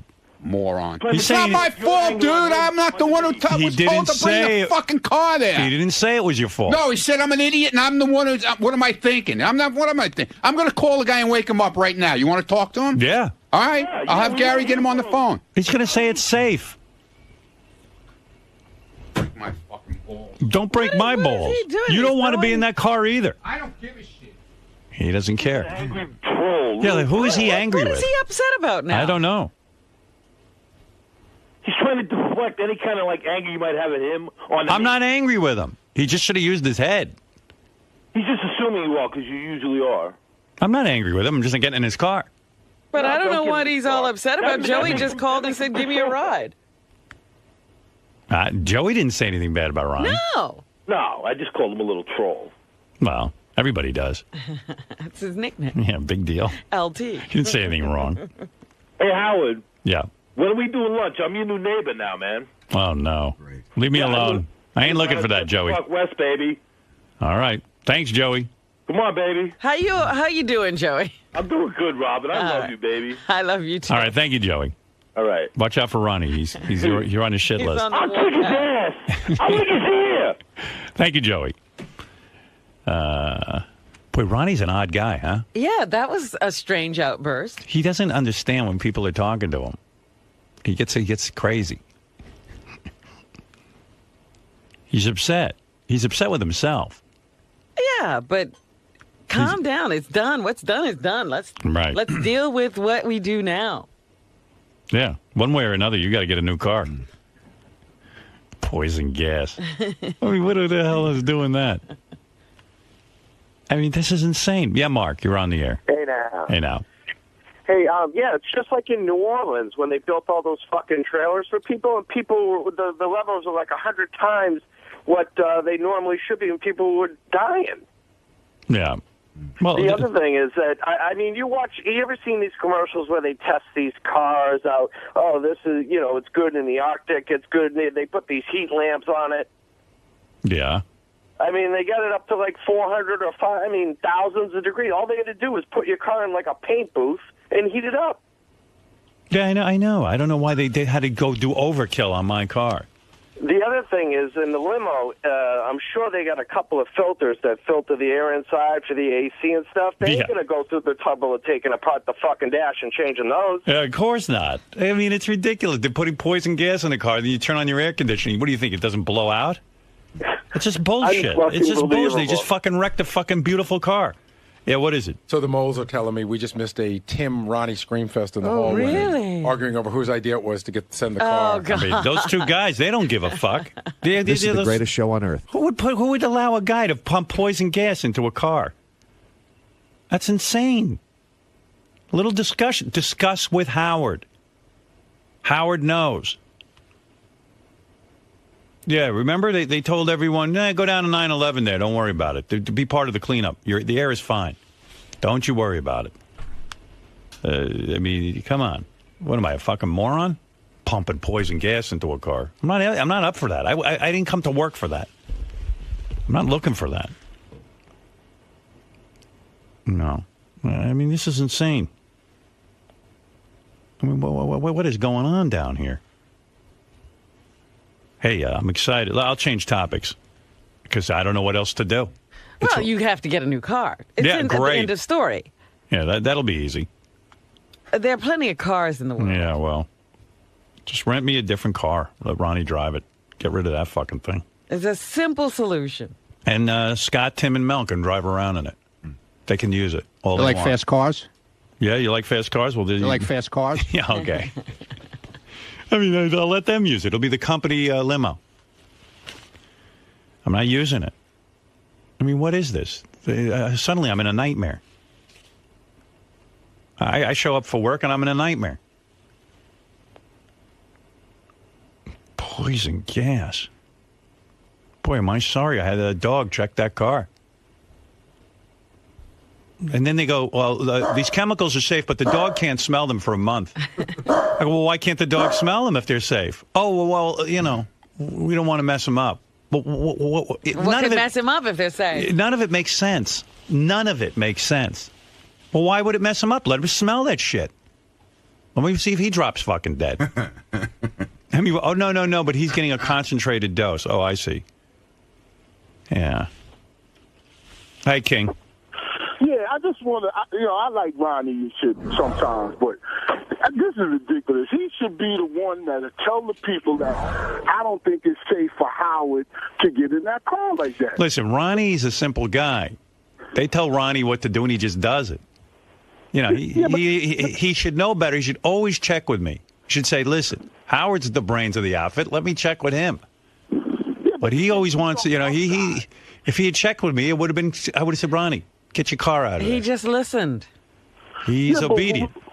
Well, why should he check? You know, he shouldn't even have to check with you. He should know in his own mind and say, listen, I'm not going to put... He doesn't know. That's what I'm telling you. Very childlike. How old is he? He's only 62. Are you serious? He's 62? Yeah. You know, when he's 70, he's going to be able to make his own decisions. He's about 8 years away from maturity. He's still wearing the mock necks? I love the guy, but I mean, when you hear poison gas, you better stop and think for a minute. Oh, my God. Oh, yeah, they're going to put poison gas in the car, and then I'm going to get in. You're going to pump what in my car? Go ahead. Poison gas? How long? 24 hours? Okay.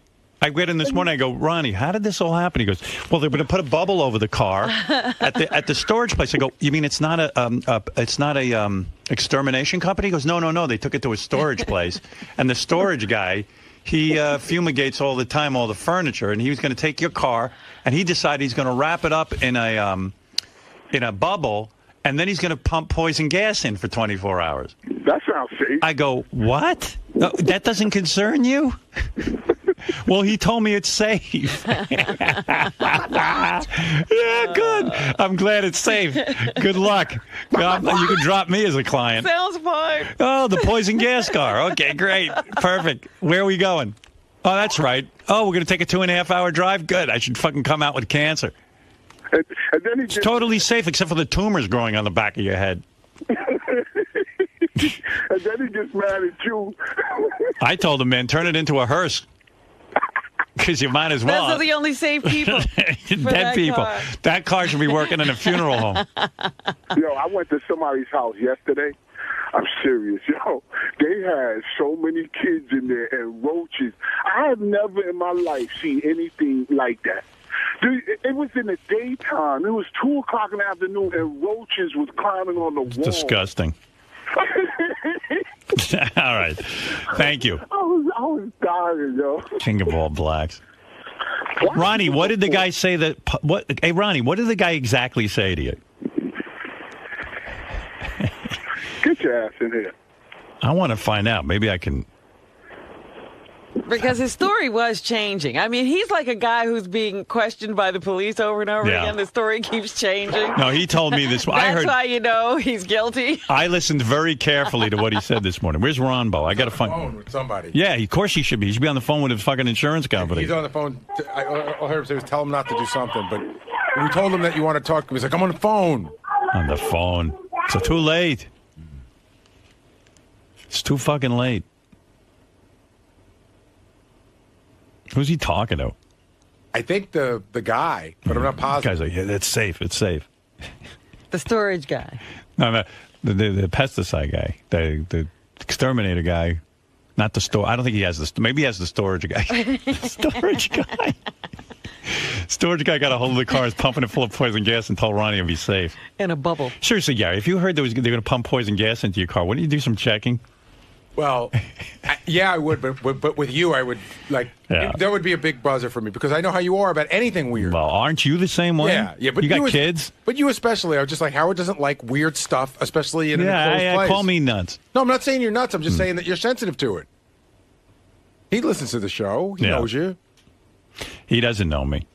I think he's insinuating that because Tim said it was okay, that was sort of the go-ahead. Oh, Tim. Tim doesn't know a thing. Tim thinks everything's okay. Tim knows as much as the storage guy. Yeah, I had to go over this 50 times with Tim. I'm the one who said to Tim, if they have bugs on the 37th floor, don't you think we ought to have a dog come check us on the 36th floor? Absolutely. Your point is valid and well taken. Yeah. Tim doesn't know a thing about this. I go, Tim, how are you going to know there's no more bugs in here unless a dog comes in? Absolutely, we're going to get the dog in here. I show up on Monday, there's no dog. Well, because the dog can't be here. Yeah, I mean, Tim doesn't know a thing. I have a good sensitivity as to what goes on here. Tim knows whether Pharrell should be on at 10 o'clock or 9 o'clock. That's what Tim knows. Other than that, Tim is not an expert on poison gas. Ay. Now, have you done anything to double check at your house now, like you usually do with the dogs? Yeah, we're safe. You're safe. Yeah, thank God. That's the best news yet. Yeah. I mean, we're in pretty good shape, so that way. So far, so good, but I'm trying to keep them out of my house. It seems like in New York, you're fighting a losing battle. Tim. What's going on with poison gas being I pumped told into the car? Ronnie, I said, stop the process. It hasn't been Stop the process. I said, stop the fucking car process. It's been going Enough on of this all night. craziness. Seriously. I told him, I said, stop the process of the car before it goes in and go It's get it in steamed. already. What are you No, talking it's not about? in. It hasn't been processed yet. How do you know that? Because that's what Ronnie just told me, and he's calling the guy right now. Bullshit. Well, I'm What have telling they been you. doing with the car all night? What's that? What have they been doing with the They car? held it to have it processed today. So they put a stop on. He's going to put a stop on it, and they'll have it steamed. Yeah, and then the dog will smell it. Exactly. And if the problem's solved, great. And let's solved. get a private company, a separate company from the extermination company With another dog. with a different dog. Okay, got it. I want an independent company sniffing that car. And exactly. Okay, fine. Whatever. Do you hear what I'm saying? I hear what you're saying. Absolutely. You guys need me. But this is the first I'm hearing about poison gas. I'm like, you got to be kidding me. No. What the? You can use the car. I ain't getting in there. And I know they've done it already. Why did they had it all yesterday? What did they do? He dropped it off yesterday afternoon, so they didn't. How do you know that? Because believe me, it's a process. It's a 24-hour process. There's no way they could have gotten that If it's car a in. 24-hour process, why didn't they start the process already? Well, I don't know. You're acting like everybody's can-do people, and they do We'll get the things right facts. away. You're guessing that the process hasn't started. Why are you lying? Wait, Tim, look at me. Tim, I'm a lawyer. Well, look at me. Yes, sir. Do you know for a fact they did not start the process? I know from according to what Ronnie told me. Ronnie doesn't know a thing. All right, then we don't know a thing. Ronnie knows as much as Mo, Larry, and Curly put together. Then we don't know a thing. But we're going to find out. So you just told me they didn't start the process yet, but you really According don't to know. what Ronnie told me, he said they didn't start the process What did Ronnie yet. tell you? He said they did not start the process yet. Where is he? He's out in the hall on the phone. Out in the hall. All right, what did you learn on the phone? I'm taking over now. Update. What? What did you learn on the phone just I don't now? hear nothing. Listen, just to talk to me. You hear me. Right. All right. What did you learn on the phone just now? Hold on. Go ahead. Take that call. Hello. Yeah. Let me speak to that guy. Okay. Okay. All right. No problem. Steam the car, that's all. Well, the car's in Yonkers. So what am I supposed to do now? Can you do it? Can you do it in Yonkers? Do what? Well, it's raining out. I know you got to do. It's got to be done inside. Drive the car into a river, tell him. All right. Let me call you back. All right. I'll call you back. What are those hot springs? All right, what did you learn? What are you hearing? They probably poison gassed it already. they didn't. They're telling us they didn't. They didn't. How do you know? They didn't touch the car. That's even more disturbing. No, well, they I'm weren't. telling you, that's the way things work now. Good. Nobody does anything fast. How do you know they didn't poison gas? Could you please let me talk?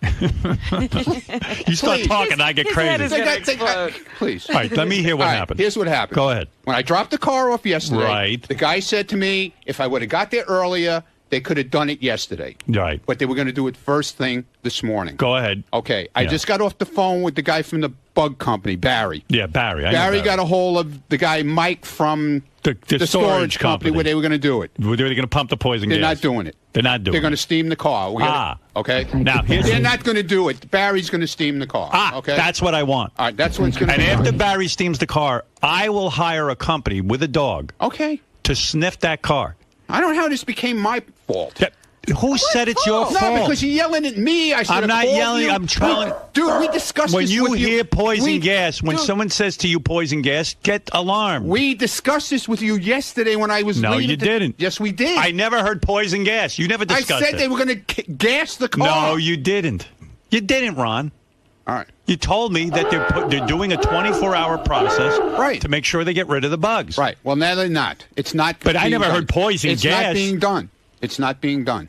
But who told you poison gas? The guy at what point? The guy at the place. So how where would I dropped it off. So you didn't tell me. Yeah, I heard it this morning about. He said they poison were going gas. to gas it. I didn't know it was some kind of poison gas. I didn't know what the fuck it was. What do I know? I Listen don't. to me. I'm not an exterminator. I am. Now I'm an exterminator too. No, listen to me.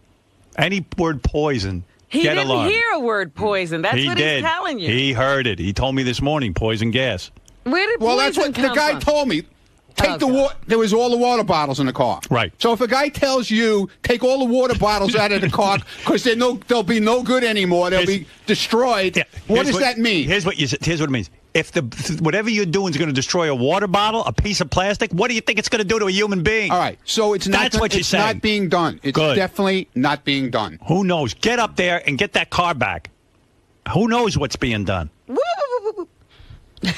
It's not being. You better done. have people sign an affidavit that no poison gas was released in that car. I want to know the truth. It's not being done. The guy got a hold of him at his house. Yesterday, didn't they tell you the car would be ready today? No. When was the car going to be ready? Not till sometime tomorrow. Oh. Why is it in Yonkers? Because that's the place. That's where the storage company is. Get Barry to get the car. Let him steam the car. It's enough. All right. What did you say, Tim? What are you laughing about?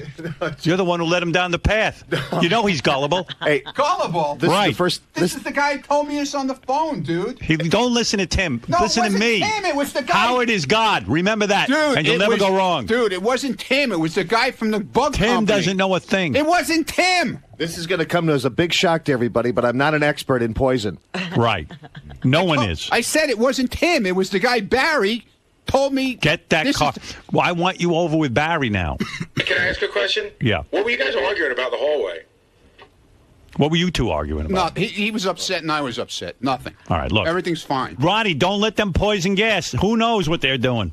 No more poison gas, please. I'm begging you. At this point, I don't know what was said. I don't know anything. All right.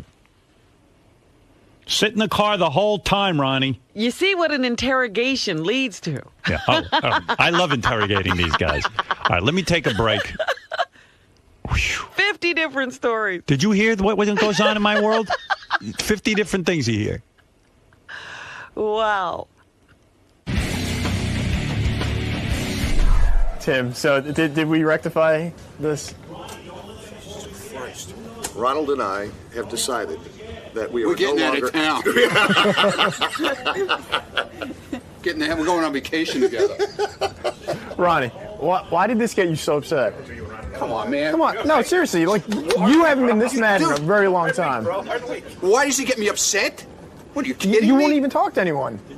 Because I'm trying to get this straightened out, to get this process stopped. Is that all right with you? And it's all straightened out. I'm going to stop and talk to you. It's more important. You still have to do this? Guys, can I get a picture of the two of you together? 1, 2, 3. One more, 1, 2, 3. Awesome. Hey, Ron, can I get a picture of you on the phone like you're yelling at someone? Just pull out your cell phone. You'll do this, but you won't talk to me. Thanks, man. Yes. So what's the deal with the car? It's not being fumigated. It's not being fumigated. It's It's just being steamed out. Yes. And that will give the same effect? I don't know. I don't want to know. It's being steamed out. No chemicals. So what was the issue about? Because it was gas. Yeah. Some kind of gas being blown into the car. Did you run it by Howard? He knew it was a process. You said I he didn't did, know right? at the time what kind of process it was. And when I got up there to drop the car off, the guy tells me they're going to put the car in this bubble thing and shoot this gas into it to kill the bugs, and it'll air out and it'll be fine. It would be no harm to humans or anything like that. That's what So you just figured that Howard would be fine with it? Well, he wanted the best process done, so that's what I told him to do. And that's what the guy from the bug company, this is the best process, okay? So you just thought you were doing the best job. Exactly. Obviously not. And you get assholes like Joey Boots jumping on the bandwagon, that stupid ass. Yeah, what's with him? Please. Just trying to get on the air? Yeah, exactly. Yeah, him and Hyper Jericho are going to ride around. Yeah. Good. I hope it gasses them out.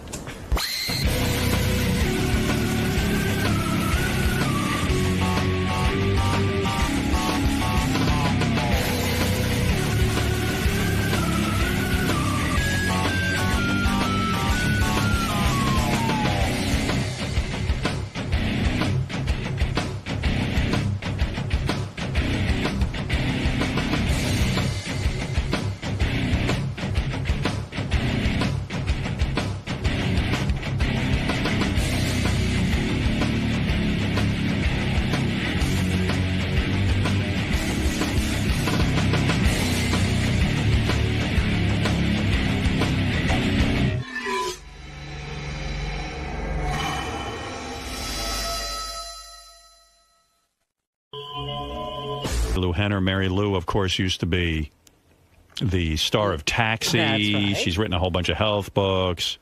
She used to fuck John Travolta. I remember that. I mean, bang.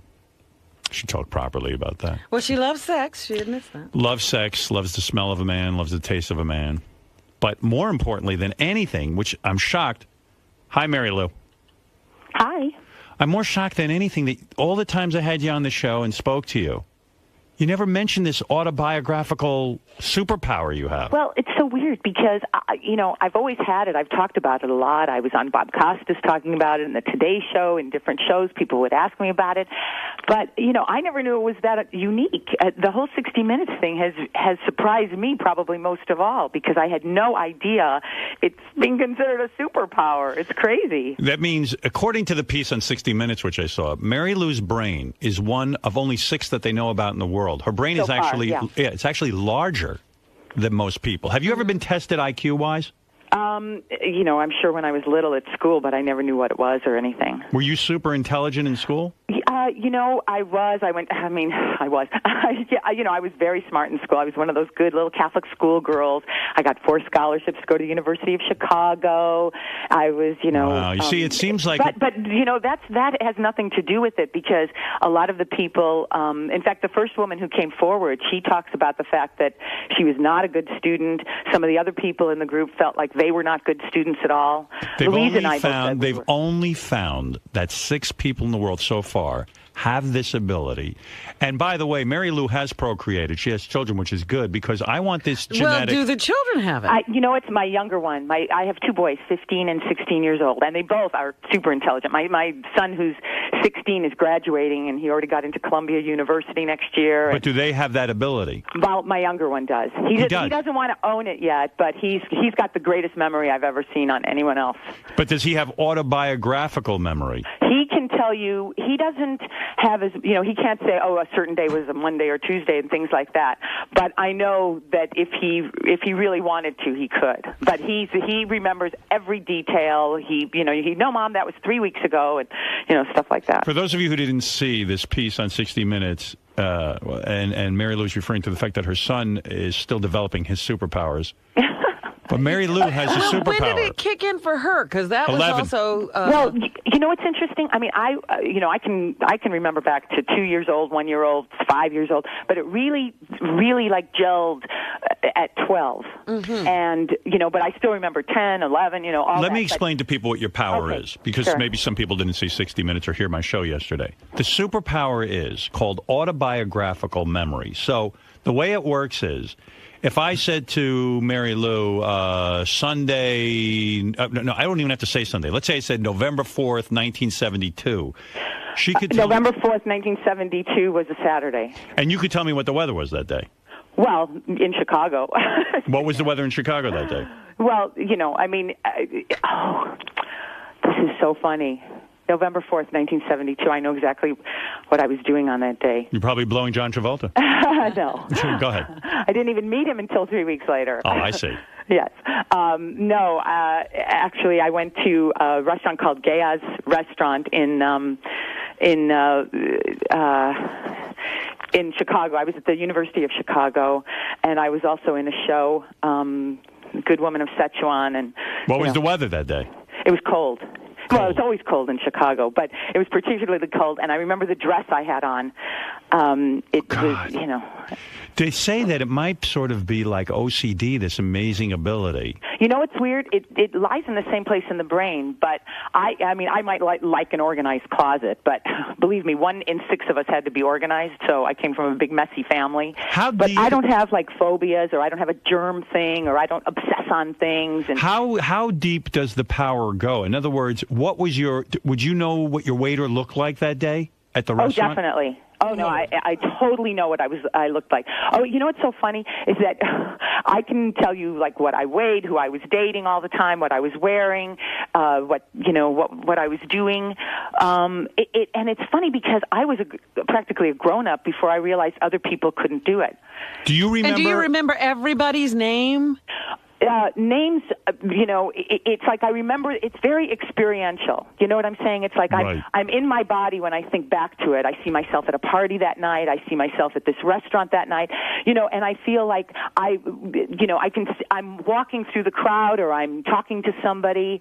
And so but when I mention a date and I say to you such and such a date, and then you go, oh, that was a Sunday. What do I see? No. When you say that was a Sunday, in other words, you don't even have to go through a process. You just know that was a Sunday, that date. Well, how does that work? I don't know. In the 60 Minutes when my son was asking me dates, because what's funny, I spent 4 days with 60 Minutes, so you can imagine what I went through. In fact, one of the days, I ended up answering, they gave me every memory test known to man. I mean, every test that has ever been conceived to test somebody's brain. So it wasn't just about autobiographical. It was everything else, visual, sequential, numerical, every single test that has ever been designed. Do you have to, let's say I said to you, give me Bob Smith's phone number. Would you? Well, phone numbers have always been easy for me because I can always associate them with dates. So you don't need a Rolodex. In other words, if I say anybody's phone number, as long as you've processed that number in your head somewhere, it'll come up. Yes. Oh, my God. Do you remember what happened to us, me and you, in July of 98? In July of 98, I was doing, you mean at the Four Seasons? Wow. Unfucking believable. You do remember? Yeah. Do you remember the exact date? It was during the middle of the week.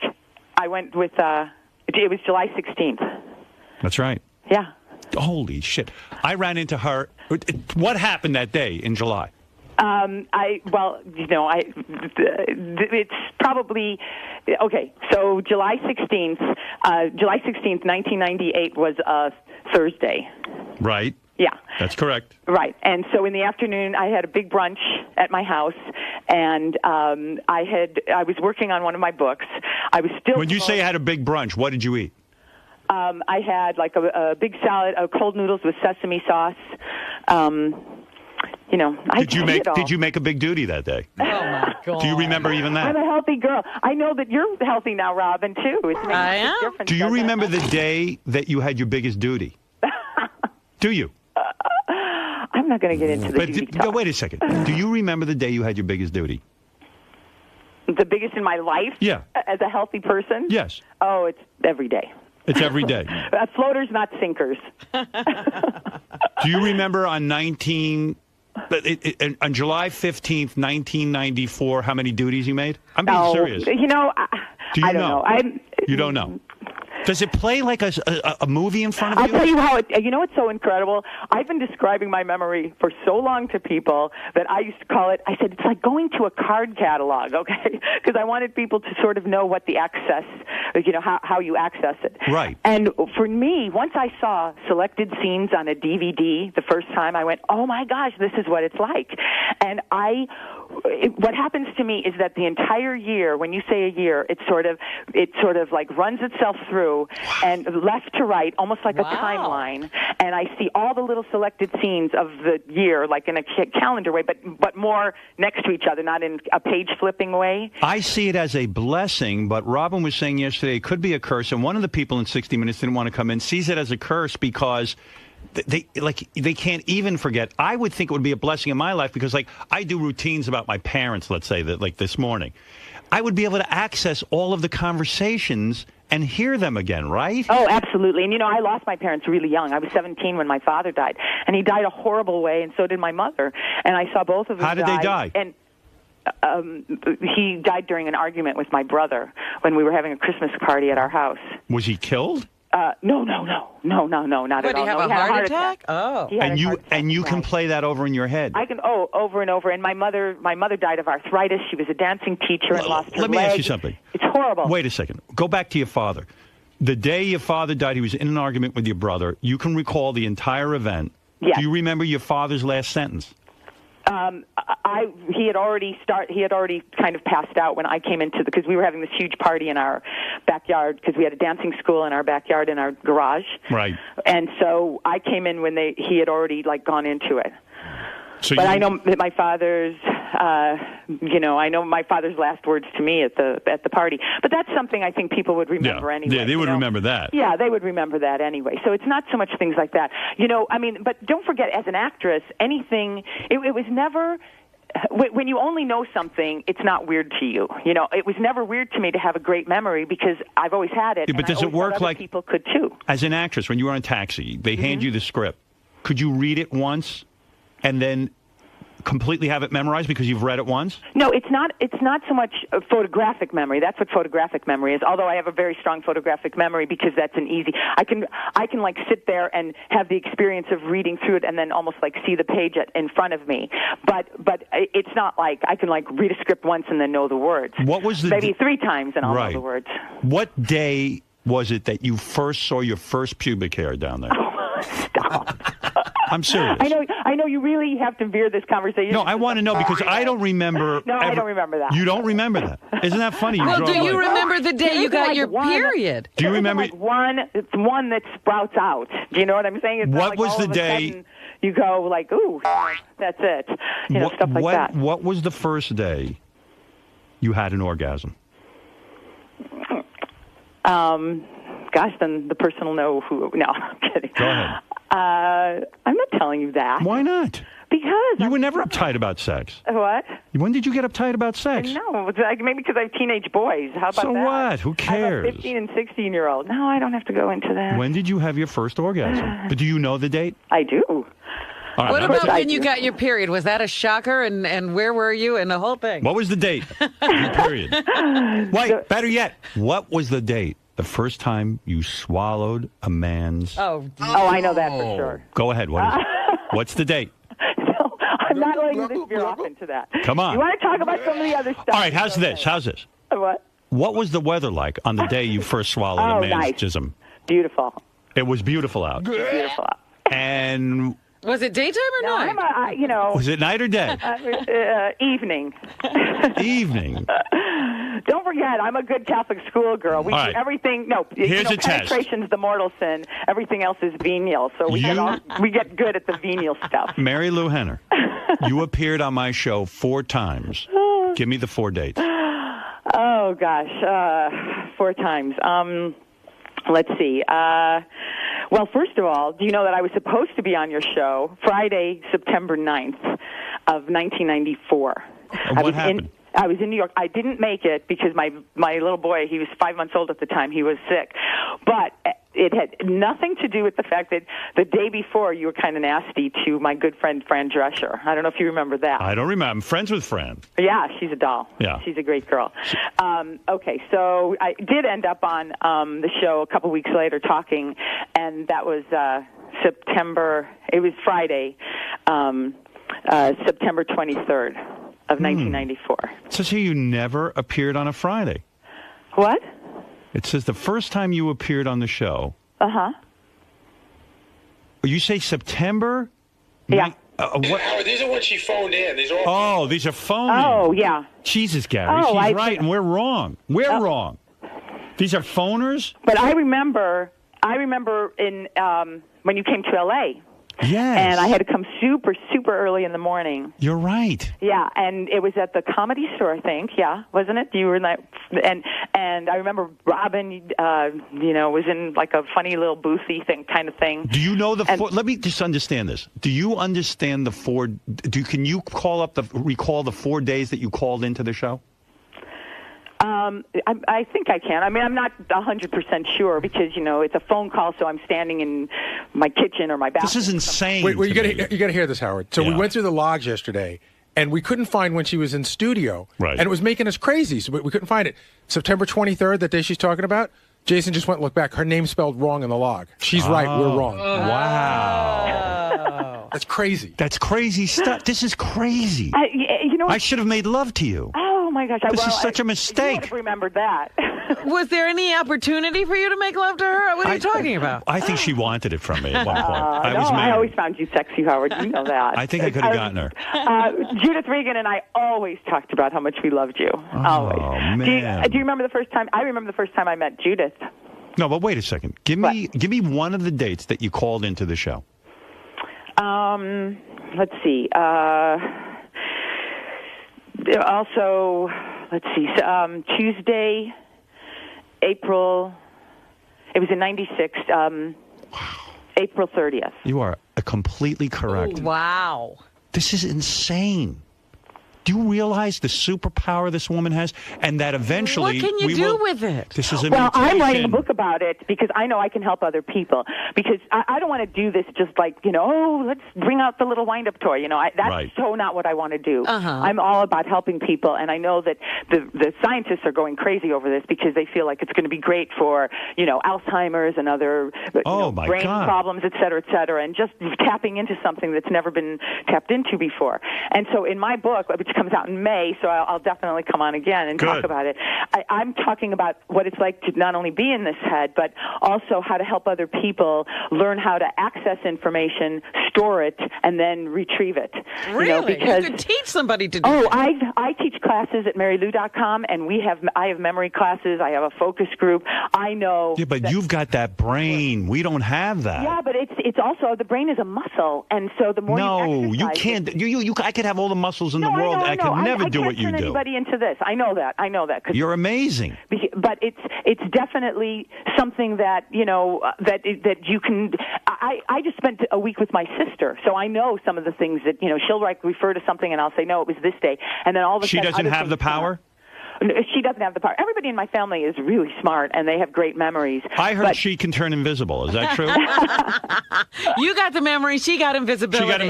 Oh, that's a nice one to have. And her dad used to be able to run really fast. Oh, my gosh. That would be your favorite. And your mother died horribly, too? Oh, my mom was a dancing teacher. We had this dancing school in our backyard with 200 students between the ages of 2 and 80, including the nuns who came over for stretch classes, because we lived next door to a Catholic church. Yeah. And my mom also ran a beauty shop in our kitchen with 25 women from the neighborhood. No wonder she died young. She was exhausted. Yeah.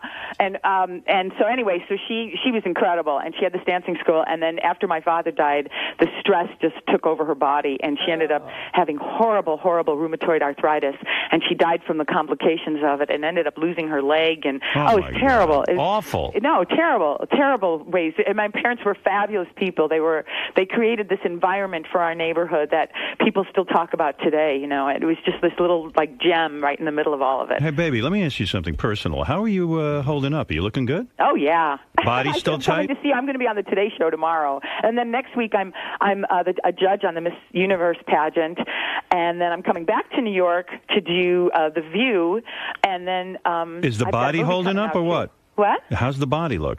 Good. I should come in and see you when I come back to New York. You're not kidding. With these new superpowers, I can't get enough of you. I'm totally turned on. It's so funny. And you're happy too. I'm happily married now too. 4 times, the love right? Of my life. Weren't you married like 4 times? No, 3. But 3. It's because I was waiting for this one. I've known Michael since the first year of college at the University of Chicago, but he was my college roommate's boyfriend. This dude she married. She took her from her college roommate. No. How about Mary Lou is like sexual dynamite. She's sexual dynamite, but I'll tell you what. She's sexual napalm. She's sexual napalm. She loves sex so much, Mary Lou Henner. I hope she doesn't mind me saying this. She even told me she loves the smell, the taste of a man. Right? You that's love. in my book. Yeah, I do. Oh, and she made love to almost everyone on the show Taxi. Except Danny DeVito. But she found him sexy. 5 years, and we worked with 77 guys all day. Come on. Well, listen 2 to out this. of 77. She banged Travolta. She banged Tony Danza. Who evidently is an animal. He would have sex anywhere and do animal. Why was he such an animal, Mary Lou? I don't even remember. It's that energy. It's that Tony energy. But, he banged you in weird places, right? Yeah. In the butt? No. No, not the butt. And also, she made love to. Now, okay, you get Travolta, you get, Tony, but even Judd Hirsch, she fucked. I mean, banged. Excuse me. I adore Judd. They were, these were great guys. What was the weather like 70s. under Judd Hirsch's balls on January 12th, 1984? Oh, I wasn't with him then. Wow, the I don't memory know. on you. And you remember every sexual moment, right? I mean, it all plays out. You know, it's all. Well, see, I really believe that because a person has been through their lives, it's in there somewhere. You know, that's why people, when they get Rolfed or something, or some kind of change in their body or whatever, certain memories come back because it's all stored somewhere in our muscles and in our psyche and our hard drive. That's what a hypnotist will say. Yeah, if you really take a person back to the day, you can walk them through it just like they're there. The experts say that we only access not even like 10% of our brain power. Right. So I believe what Mary Lou is, she is one of those people that she is what we're going to look like. She got an extra couple of percent. She's going to look like what we do in the future. And that she is the beginning of a mutation in the human existence, that eventually we will have these superpowers. Oh, I'm excited about that. Compared to her, we're like Gary the retard. We're Charlie when he goes back. Right. We're retarded compared to her. But we have this. She is the future. Don't you see? Well, wait a minute. Let me just ask you something. We're frogs. Excuse me. Are you plagued by any of these memories? Are there things you would rather not have in your head? You know, really not. Because, and you know what? This is first time she met me. Wait, what did you say? I said the first time you met me. Oh, well, you know what it is? It's like this. It's like if you process it in some way that, you know, it's just part of you. It doesn't become this like crazy emotional boogeyman, like, oh, I don't want to look at that. I don't want to look at it. When you do that, then it really has power over you. Well, the reason I ask is because people who have something really traumatic happen to them, they already are stuck with that memory, and sometimes they can never break out of it. You know, like it marks them for the rest of their lives. Right. Like that could be dangerous in a memory like yours. Like mine. You know, I mean, you know, the most tragic things certainly have been what's happened to my parents and you know, things like that. Right. But and you know, but because you know, it's such a part of me, and there are like lessons to be learned from things, and I just never, you know, I can't say that anything so horrible to me happens that I would want to block it out. So maybe other people feel differently. I don't know. I'm not in their heads. But for me, even the most horrible things that have happened to me, you know, it's a part of my life and part of my story. Do you ever lose your keys? Is it possible for you to lose your keys? No. You know what? I could be like, where did I put them? And then I'll just retrace, and I'll be like, okay, that's where they're going to be. Wow. You know, an so ability. it's like that. I mean, this is just unbelievable to Oh, me. thank you. Do you think your powers go so deep that, like, if you, like, have you ever witnessed a crime, but they needed to know, like, a person who was standing in the background and you could draw up the whole picture of what was going on? That's never happened to me, but yeah, I could probably do that. I was involved in a deposition, and because of the details of my observations, you know, they threw the whole case out. You know, they changed it because my deposition was so, like, crazy thorough.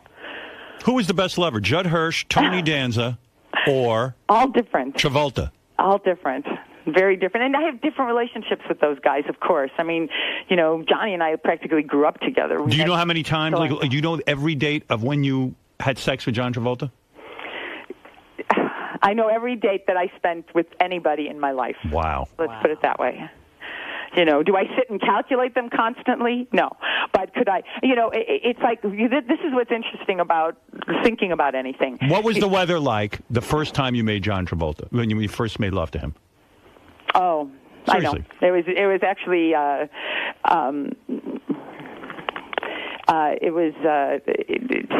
it was in San Francisco, so it was kind of, you know. Of course. Yeah. So it was like it was San overcast. Francisco type weather. What? Was it overcast? It was overcast. Yeah. It was the evening. It was evening. Oh, okay.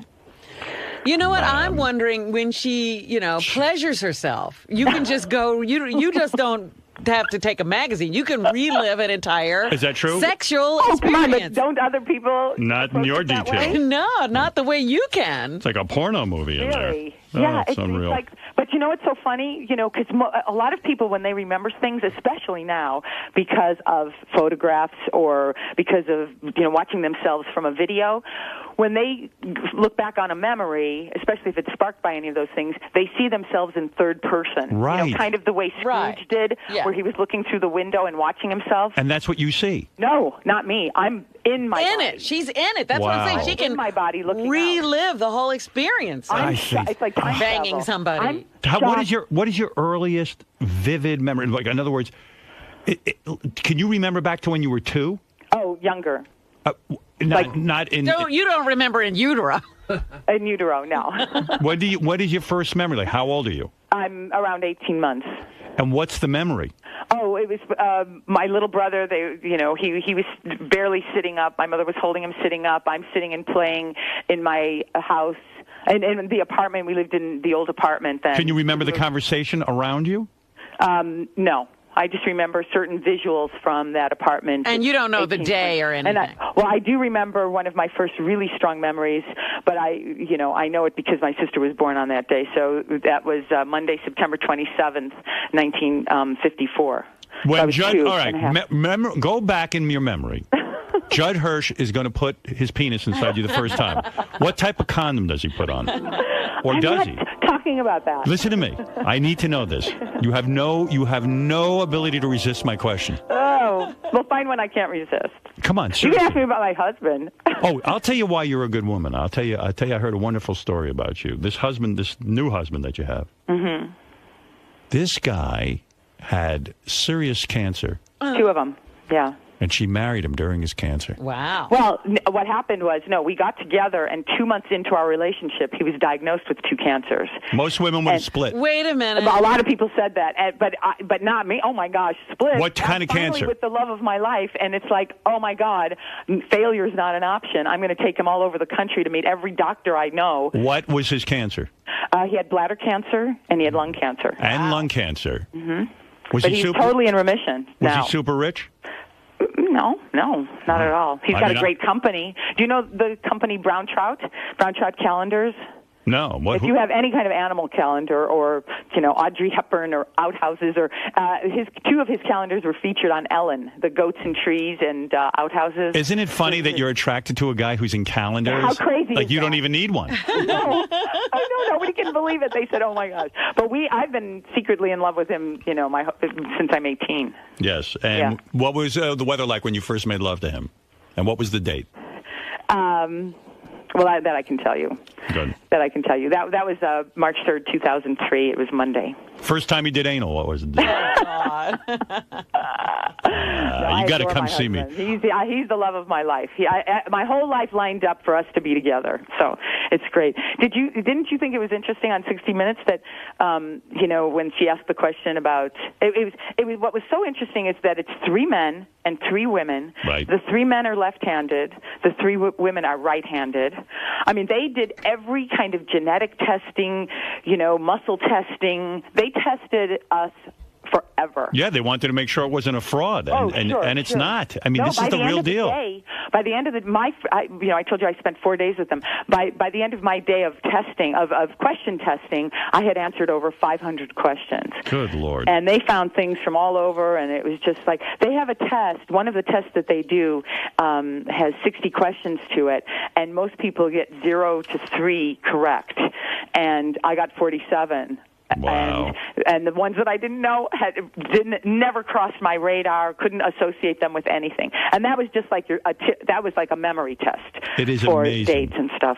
It's amazing. I'm amazed by it. You know what? I think a lot of people will come forward and they're going to find a lot more of us. I mean, a lot more. I'm sure. I'm sure it's not as phenomenon. I'm going to pick a random date. This will be the final question. Okay. All right.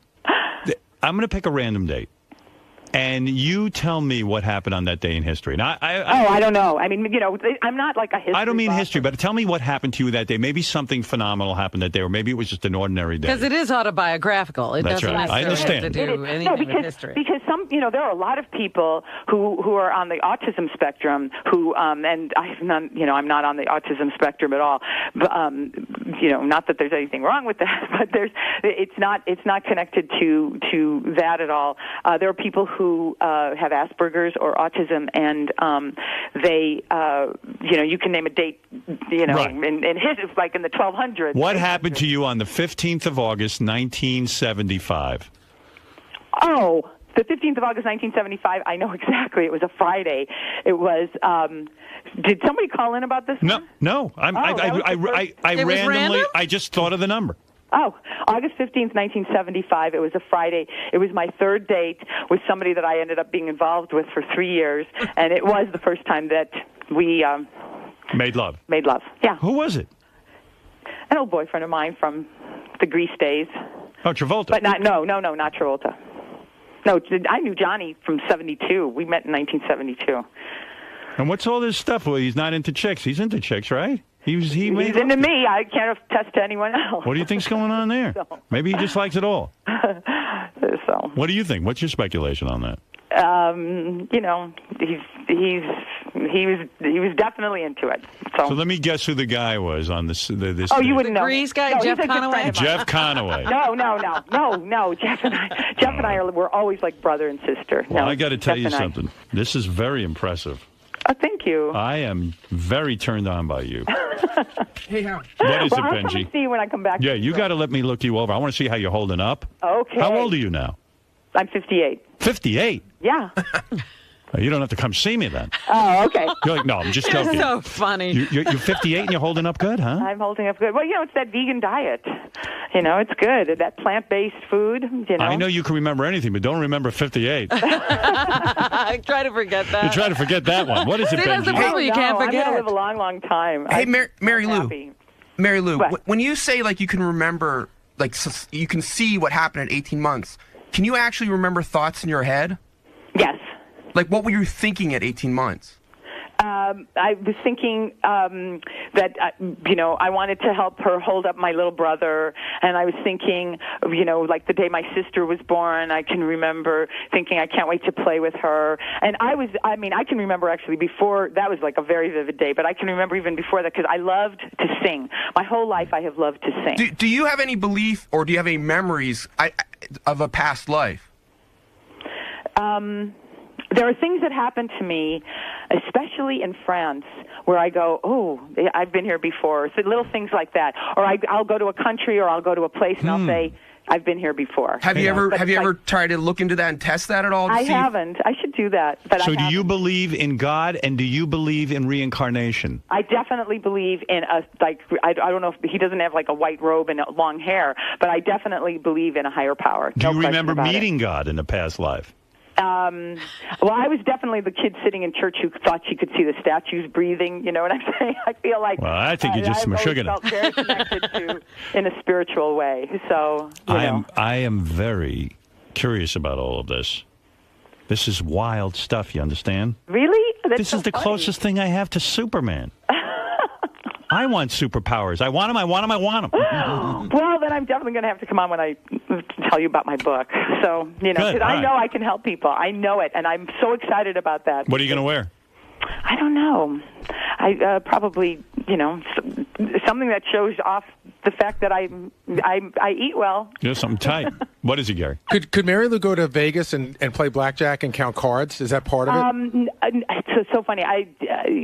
No, although I would remember a lot of, I'm not a card counter. I was just in Vegas last week with 28 family members, Christmas week, and I'm going back to Vegas next week for the Miss America pageant. And so, you know, I don't want them to think So like, in other oh, words, your point is she could possibly remember every card that's been put out. You would think. I wasn't sure. Yeah. In the memory test that I did. Oh, I also want to say I have a Hallmark movie, Mulligan, which is really fun. So I want to talk about that too. But anyway, I would remember if I really concentrated while I was sitting there. I understand like the order and the sequence and the chronology of things. Wow. So I could probably tell people like 4 hands ago you had this and I had this. You know, numbers and. You know, especially if I related things to dates. The phones are burning up. What is it, Frosty? Oh, Go ahead, really? quick for Mary Lou. What do you want to say? Hey, Howard, I just wanted to ask Mary Lou if she can tell me the date, the day of the week, and what the weather was like the first time she got anal. Oh, God. It was very cloudy. She's not into. She's very uptight about sex. No. All right, thanks. All right, go ahead, Mel. What do you want to say? Hey now, Howard. Can anybody say hoax? Fred, Hoax? Hoax. Can I hear a cuckoo bird, Fred? Wait a second, Hey, Mel, wait What a are you second. saying? This We're has in been- on this? This is unbelievable. This woman, because my guys are such morons, they wrote her name wrong in the computer. I asked her the first time she was on the show. I said, no, it's wrong. And then they went back and checked. They spelled her name wrong. And she was right. And she knows. She could tell you the weather, and we can go back and check it. Well, I There's don't no know. hoax here. It just sounds fishy, and It does sound fishy, but it's real.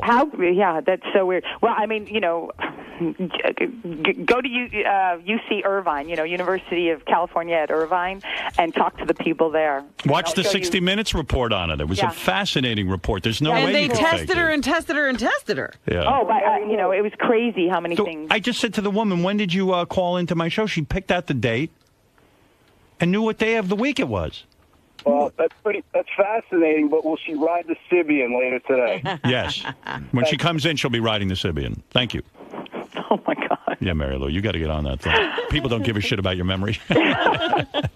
I guess not. Anyway, I do. They're not as evolved as you are. Mary Lou, it's so good to speak with you. So great to talk to you, too, again. Let me do the plug. You got the book coming out. You got the special on the Hallmark special. Yes, it's called Mulligan, and it's with Jenny Garth, and Peter Facinelli wrote it. Okay. And I have a movie this summer called Vamps with Alicia Silverstone and Sigourney Weaver, Richard Lewis, your pal. Right. So, right. so all good stuff. And, good. And come see me at marylou.com because I teach classes and I'm in the chat room and, talk to people all the time. Any pictures? Yeah, some good ones. What are you wearing? Different things. You'll see. All right, very good. I like it. All right, Mary Lou, thank you. Mary Lou Henner, guys. the amazing superwoman, Mary Lou Henner. I am just shocked. Thank you so much. Thank you. Okay, bye. I need a superpower. Oh, if I had that. You have a superpower. You're What the is king that? of all media. Oh, that's right. I forgot. What am I going to do with that? I think people would say you've done a lot with it. I'm blown out by that. Are you guys blown out by this? I think it's fascinating, but I don't think necessarily that clear a memory is good for everyone. I hear what you're saying, but I mean, just imagine you were raped. I was. Oh. I forgot about it. Thank God you have no memory. Yeah. Well, you're right. I mean, you would relive that over and over and over. Right. Again. It would be horrible for you. But she describes that you have to access that. But then she probably would be focused on it. But that's the point. Mm-hmm. When people have something traumatic like that happen, the thing you want them to do is try to forget it, lessen the sting. And these people would have such detailed memories of it that it would be just horrible for them. I want it. It's like being in a movie theater. And Listen, you're in the movie. look at what your few memories have done to you. That's the thing. I really want to know what happened. Who knows if these are made up or... I know they're all made up. Oh. You exaggerate everything. How dare you? JD. Yes. If you possessed Mary Lou-like superpowers, how would you use that to your advantage? How would I use it to my advantage? Huh. I don't know. The only thing you can sort of use to your advantage is like knowing stuff for the future. Remembering stuff. God, there's a lot of things I wish I could forget. So I don't even know if I'd want this that ability. I mean, so the ability to remember every detail would be almost like your worst nightmare, not a superpower. Well, I don't want to say worst nightmare. I mean, there's some cases where I wish I would remember something that's, where you can remember a zinger for against someone. I don't know. But I don't see like gaining an advantage, like, getting laid more, unless the girls are, or earning money. I don't know. So. You're mockingly laughing at my exclamation. That it? That's it. Fly away, superhero. Jason, if you possessed Mary Lou-like superpowers... I kill myself. I'd be dead. Listen, all I do is remember the bad shit in my life anyway. And I fucking torture myself by thinking about it. And then if I had that, where I could like pull up conversations and hear them word for word in my head, I fucking go nuts. I do that already. Well, but not as good as her. But at the end of the day, I replay conversations in my head. I get driven crazy, things that I said wrong, things that other people said wrong. If I had her power and I could remember the first time I noticed I had back hair, or knew every time somebody picked on me, or every time I was embarrassed or ashamed of my body, I'd fucking jump out a window. I wouldn't have made it to 15 years old, I don't think. So it's probably best I don't have that ability. Unless it also came with flying. If I remembered everything, what good is that? Let me think. What was the question? If you had Mary Lou-like superpowers, how would you use them to your advantage? You mean her great ass? I'd probably flaunt it in front of guys like John Hine, Jason Kaplan. What she has a good memory. What did they say? Count cards? Count cards. Probably would be higher up on the food chain than the phone answer. And yeah, what did you ask me? So it means I could remember like everything that happened to me. I would remember the first time that I yelled about Steve Langford that it just doesn't matter, and I would have just let it go. No, I don't know. I don't know what good that. I smoke too much weed to have that power. You know what I mean? I think even if I had it, I would have killed it by now. You know what I mean? So I don't know. That question's null and void. Yeah, it's just not gonna happen. Much like me and Megan Fox having sex, there's no point for me to even think about that because it's just not gonna happen. I think it would be tough because there are things obviously in your life that you want to remember, and there are other moments that you absolutely never want to relive again. So it would be very cool from a sports geeky trivia or want to like remember a great family moment sort of way. But there are other things which we're all embarrassed about that we wouldn't want to constantly relive. It's very cool and that you can do it. And but I wonder if it's hard for her or anyone else to sleep. If you get me the burden could become too heavy. It's a blessing. And if it's decent, I'll give you an hour. How would you use that to your advantage? Somehow to get rid of you. How would that work with a sequential memory? Get you out of my fucking life. No, you would remember everything that we've done together. You'd remember every conversation we've had. You would remember. I'd probably kill myself then. Because I have to remember everything I said to you and dealt with you. I think that would bring you great joy. No, I think I'd kill myself. Mr. Salem? Just let your head drop. If you possessed Mary Lou Henner's superpowers, how would you use them to your advantage? You see me just take my glasses off. I'm going to put on my costume and I'm going to superpowers. I'm going to go in a phone booth and change my clothes. Why would you need a uniform just because your memory is It great? says God's gift to bowling on the back. You ever saw that? I've seen it. I've lived it. Yes. If I possessed her superpowers, what would I do? Yes. I'd take every memory of you and get rid of it.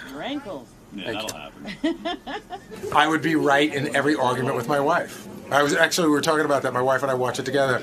She said, she goes, you're knocking on my shit. Oh, I'm sorry. She said, that would suck if you have that because every time we had an argument, you would always be right. I could say, it was a Tuesday, this is what you were wearing, and this is what you fucking said.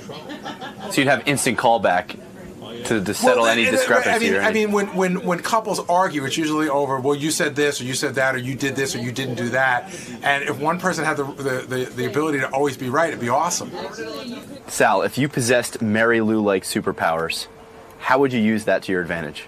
Well, I get asked a lot of times, who's the lady that says, "Can I taste your juice?" And I can't remember her name, but if I had Mary Lou Henner's memory, I'd be able to know her name. I might know her name's Ebony or something like that, but I don't have those powers, so I don't know. If you possessed Mary Lou-like superpowers, how would you use that to your advantage? Well, let me tell you, I would go back to the times when my buddy shit all over a German Shepherd's cock, and then I jacked off the German Shepherd, and he came in my face, and then I licked my fingers, and it was really fun, and then we went out back, and we shot a raccoon, and Dad cooked it up and sold it to the black folks. Those are some good old days.